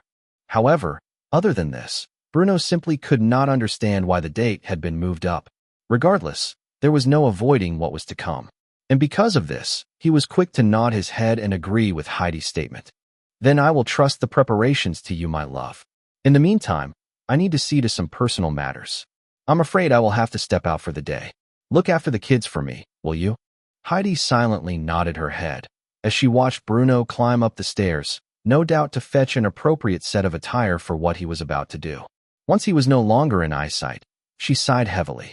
When Heidi was growing up, her own family had never even recognized her as one of them. The only person she had ever been able to call her family was her mother. But Heidi's mother had passed away shortly after her daughter's wedding, and under mysterious circumstances no less. The woman did not even live long enough to meet her grandchildren. It was indeed a matter that Heidi was still investigating to this day. And though she had yet to form any proper evidence to support her theory, Heidi had no doubt that her father was the man responsible.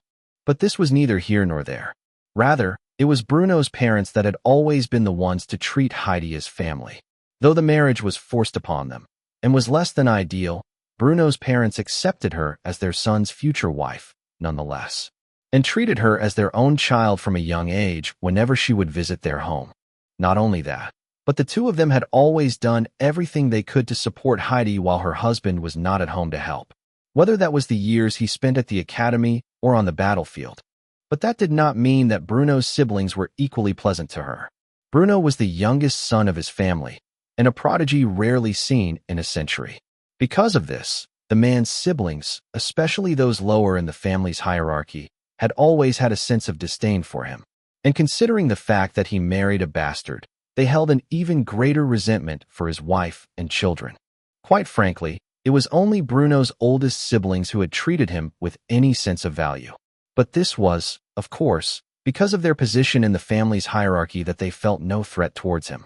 In addition to this, they only began treating Bruno this way after he had proven his worth in China. It was no doubt because of this that past family gatherings had been difficult for Bruno, Heidi, and their 3 young children. Though Bruno did everything he could to mitigate the ostracization that his children received from their cousins, aunts, and uncles, there was only so much he could do as the youngest son of a noble family. Still, over the course of the past year, Bruno's reputation had grown quite fearsome.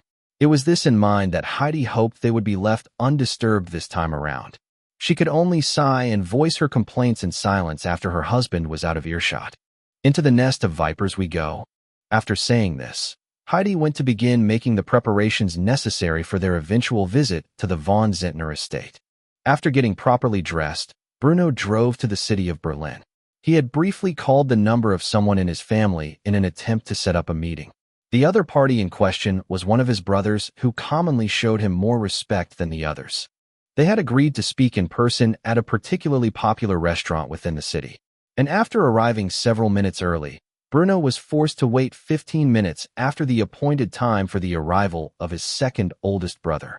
The man appeared dressed in a finely tailored suit, which was far more eye-catching than the more modest attire which Bruno himself had chosen to wear. No doubt a sign of the significant wealth he possessed. After all, their family was quite wealthy, and though this man had not inherited the family business, he had long since made a name for himself in other prosperous ventures. Yet despite Bruno's more lacking attire, he actually seemed pleased, as he shook Bruno's hand and dragged him into a brief brotherly hug, all the while speaking basic pleasantries. "I'm glad to see you made it back in one piece. I heard how those damn Japs forced you to lead the charge at Port Arthur. To treat the Kaiser's representative with such disrespect, simply barbaric. I'm amazed the Kaiser has actually decided to align himself with those yellow bastards after such a thing." Bruno forced himself to wear a smile, despite his brother's rather crude use of language. But that was just the man's personality when there was no need to be formal. He was blunt, to the point, and by 21st century standards, quite offensively so. Despite this, he was one of the few men in Bruno's family who showed him the proper respect he deserved. And because of this, Bruno never made a stink about his personality. Not that it personally bothered him.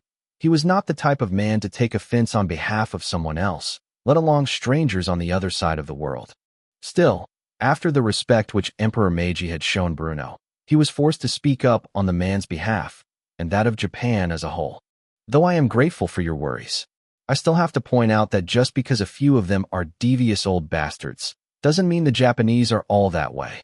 Emperor Meiji is a respectable figure, one with great foresight. He more than made up for his generals and their lack of respect. I have no doubt that Japan will soon become a great power in the coming decades, one that may potentially even rival the mighty empires in Europe. And I'm not just speaking about a backwater like the Russians who they have already defeated. In fact, Asia as a whole is a sleeping giant. The Chinese, in particular, have great potential that has yet to be realized. But for the time being, they have a long way to go before they reach the point of their neighbors to the east." Bruno's brother was not a particularly prejudiced man. He just had a harsh way of speaking when doing so casually, one that was particularly normal for the era. Because of this, he took Bruno's opinion in regards to Asia with newfound enlightenment, and was quick to make a remark about it. "You would know better than me, little brother. Unlike you, I have spent no time in the region. But if your opinion of them is so high, then perhaps I have been misinformed. Regardless, enough with the chit-chat. Why did you call me here? Is this about the upcoming family gathering?" Seeing as how his second eldest brother, Christoph, had seen through his intents, Bruno could simply smile and nod as he and the man got down to business. Chapter 49, Into the Nest of Vipers Part 2. Seeing as how his older brother Christoph had seen through his intentions, Bruno could only sigh and sip on the drink that he had ordered at the restaurant while waiting for the man to arrive. After which his gaze seemed more determined as he asked the favor which he had in mind when he initially set up this meeting. "I see you already have some suspicions as to why I have called you here. Fine, I'll come right out and say it, since that is what you desire. I want you to use your influence in the family to make sure those little shits behave themselves around my wife and kids. You know the ones I'm talking about. Those brothers of mine, and their little brats who just love making things difficult for my family for no reason other than because of their petty jealousy." Christoph couldn't help but chuckle when he heard Bruno's words. Despite being the youngest of the brothers, Bruno had always been oddly mature, more than the rest of them. In fact, Christoph himself was over 10 years older than Bruno. But that was not all that surprising since their mother had married their father when she was a teenager and had begun having kids almost immediately. By the time the woman gave birth to Bruno, who was the last of her kids, she was already roughly 30. Despite this massive age gap, Christoph suspected Bruno was still the most mature of the siblings. And because of that, the baby brother commonly talked down to several of his elder brothers as if they were mere children compared to himself. It was something which Christoph had always found curious and amusing. And besides, he too thought that several of his brothers were being childish by picking on Bruno and his family, simply because they were jealous of the young man's achievements. Even so, despite the friendliness between the two brothers, Christoph would not make a move to shield Heidi and her kids from criticism. Not only from Bruno's brothers, but his cousins as well, at least not without certain benefits. And with this in mind, he wore a mischievous smirk while making an equally snarky comment. "So the Wolf of Prussia still fears the pack? How amusing. Well, little brother, I can certainly keep our siblings and those little cousins of ours in check. But why should I? You know the rules of our family, as well as anyone else. We are all men now, and any business we might have must be settled as such. You are no longer mother's little baby boy, who she can favor above all the rest. Still, I suppose coming to me and using my influence over the others to shield that bastard wife of yours and your children from needless insults is in a way of handling your business. But as a matter of business, I should at least gain something in return for my effort, should I not?" Bruno's eyes narrowed when he heard Christoph refer to his wife by the term bastard. While she may have been born into such a status, but by all legal rights, she was now a noble lady having married into the von Zehntner family, and any statement otherwise was an easy way to provoke the woman's husband. However, this was Christoph's way of saying with a single word that as much as he may be friendly to Bruno when compared to how his other brothers treated him, he would not needlessly take Bruno's side unless the man could provide him with some tangible benefits in return. In response to this, Bruno was quick to narrow his eyes towards his older brother and the man's unscrupulous behavior. There was a fearsome gaze within them that Christoph found quite intimidating. When Bruno spoke, his words were cold as ice, almost as if the temperature had dropped when he spoke them. "As you are aware, I have served in 2 separate wars. But I'm curious, do you know what the difference was between China and Manchuria, my dear brother?" This was an unusual tangent, considering they were previously talking about the family and its affairs. What exactly did the Boxer Rebellion and the Russo-Japanese War have to do with the current discussion? Such were the thoughts in Christoph's mind, and thus it was only natural that he tried to figure out where exactly Bruno was going with this line of thinking. "I'm sorry, I'm not sure." However, before he could continue, Christoph was cut off by Bruno's, whose gaze and tone became even more grave as he demanded an answer to his question.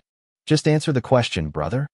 Christoph thought about it for a moment, but honestly couldn't understand. He was, after all, a veteran of the army, but had only ever served in a time of peace. Because of this, he was quick to admit defeat. "I don't know. Why don't you enlighten me, little brother?"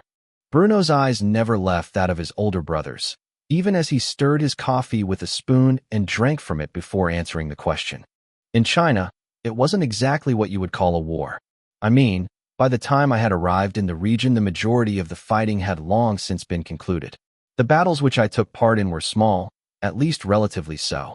At most all I did was run patrols, and on occasion fight a few insurgents, many of which weren't even armed with modern weapons. It was a rather simple affair, almost the same as it would be if I were to have been hunting down savages south of the Sahara. Under my command, in China, not a single soldier lost his life. There were a few minor injuries here and there, but no fatalities and nothing that could be considered crippling in nature. But Manchuria, well, Manchuria taught me what a true war is really like. At Port Arthur, I led tens of thousands of men into battle, many of which lost their lives to machine gun fire and artillery alike.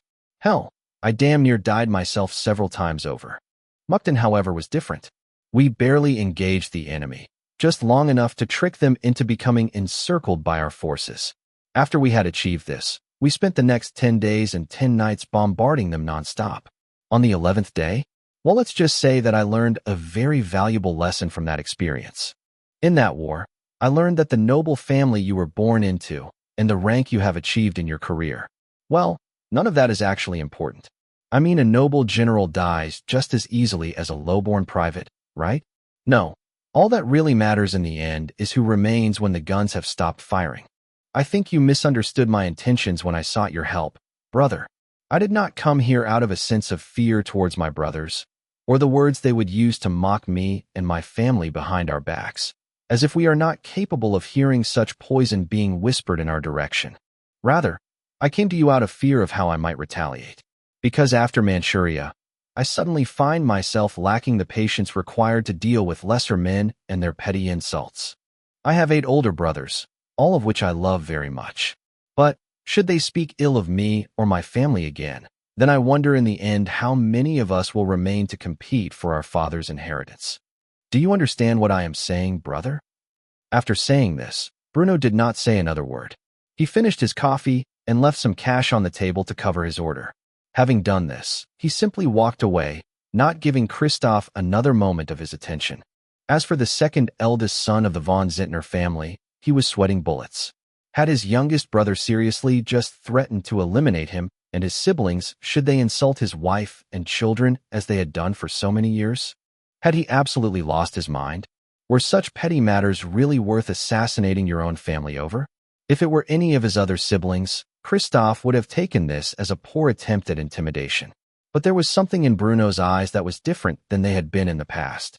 Bruno seemed wholly capable of fulfilling this threat. In centuries past, it was not uncommon for noble scions to kill their brothers in secret for a chance to obtain the inheritance. But this was no longer the medieval ages where such things were commonly carried out in secrecy. This was a more refined and civilized era. And yet, Christoph sensed no civility from Bruno. If provoked, he was not afraid to kill, even those who shared the same blood as him. The war in Manchuria had changed him. And because of this, he was no longer willing to tolerate insults to his honor, or that of his family, for the sake of maintaining the peace. Rather, Bruno was now more than willing to actively wage war against anyone who dared to show such disrespect to him and his loved ones, no matter who they may be, or what it might do to his public image. Chapter 50, The War Within. Christoph understood that something had changed in Bruno following the war in Manchuria. He was not acting like his usual self, threatening his own family with violence over petty matters such as insults between children. It was not exactly something that a calm and rational man would do. Because of this, he was quick to confront his father with the news. After all, the man which Bruno was named after was the only other member in their immediate family who had actually seen battle. With Bruno Sr. having served in both the Austro-Prussian War and the Franco-Prussian Wars during his younger years. When the two of them were seated together in the Bundeswehr, where Bruno Sr. worked, there was little chit-chat, with Christoph Damm near immediately bringing up the conversation he had just had with his youngest brother. "Father, have you spoken with Bruno since he returned home from the war in Manchuria?" Bruno Sr. raised his brow when he heard this. If Christoph was mentioning this, then clearly he had met with the youngest of his brothers, and something must have happened to cause the older of the two siblings to come running straight to him. "No, I have yet to find the time to do so. Besides, I figured soon enough we will meet at the family gathering, so such a thing can wait until then. Unless, of course, something happened." Christoph was visibly anxious as he explained the conversation that he had with his youngest brother. And when he did so, Bruno Sr. remained silent for some time, before finally responding. "Your brother has been through a lot. I heard that more men died in a single battle within Manchuria than the entirety of the Franco-Prussian War.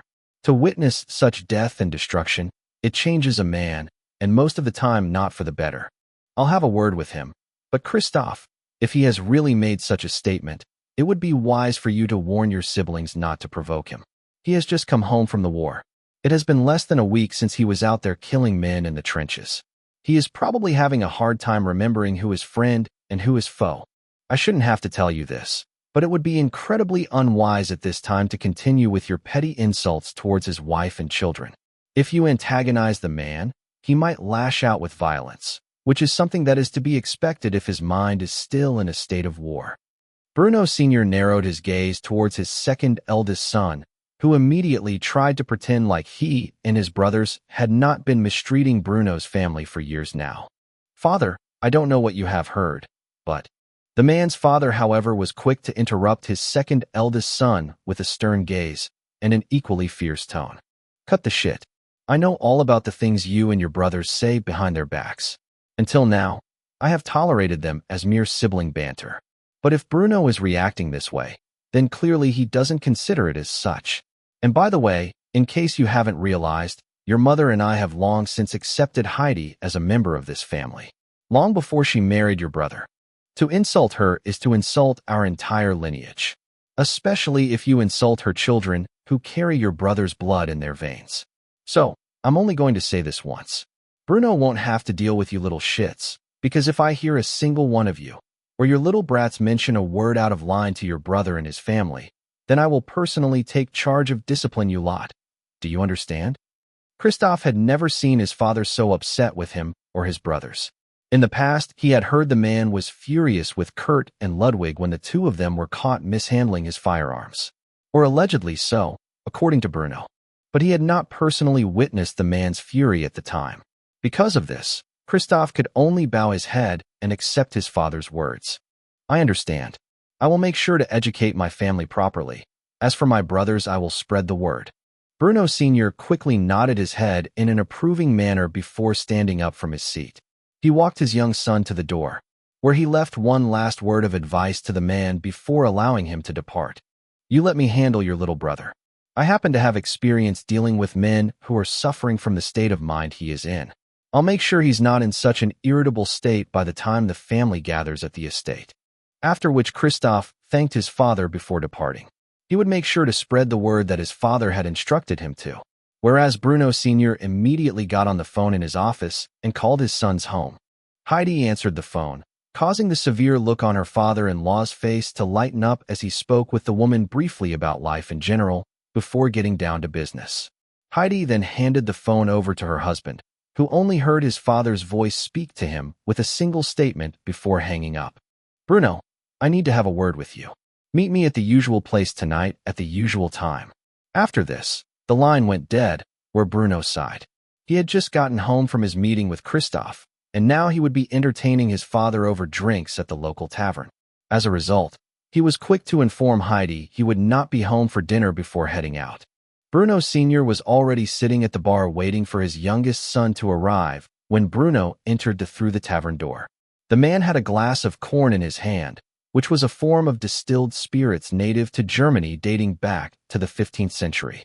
When he saw his youngest son enter the building, he ordered the bartender to hand the young man a glass of his own, where Bruno sat down and quickly took a drink. As Bruno grabbed hold of the cup, his hand was visibly shaking, but only slightly so. Even so, it was enough for his father to notice, which once the whiskey hit Bruno's system, his hands began to still themselves. It was only then that Bruno Sr. sighed and shook his head before commenting on Bruno's condition. "Were you ever going to tell me about your condition?"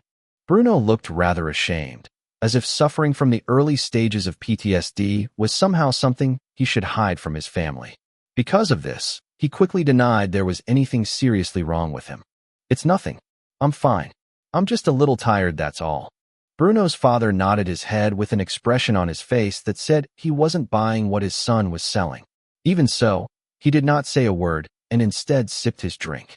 He then changed the subject, or at least partially so, as he addressed the elephant in the room.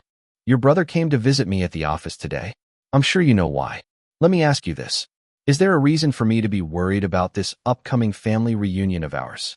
Bruno shook his head, drinking another glass that had been poured for him by the bartender as he assured his father everything would be fine. "Not at all. I lost my temper when Christoph tried to extort me. That's all. It won't happen again, sir." Despite his words, and the confidence with which he spoke them, Bruno's father looked at him with the same expression that he had when the young man told him he was fine moments ago. Because of this, he sighed once more before patting his son on the back. paying the tab for the both of them before walking out the door. But not before giving the young man one last piece of advice. Whatever happened over there, that's something that you need to deal with on your own. Don't take it out on your family. We are not the enemy, even if your brothers and their brats have a tendency to behave like it. But either way, you will be happy to know that the matter is settled.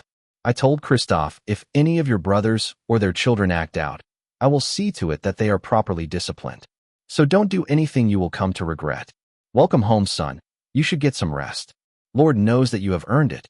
Bruno finished the last drink that the bartender had poured him before his father walked out in a single gulp before thanking the man properly. After doing so, he returned home, where he was happy to see that his wife and children were waiting for him with loving smiles on their faces.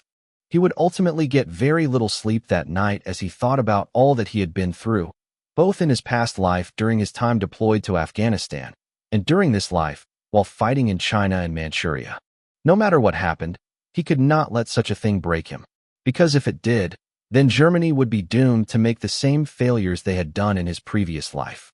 And if that happened, then what the hell was the point of his reincarnation to begin with?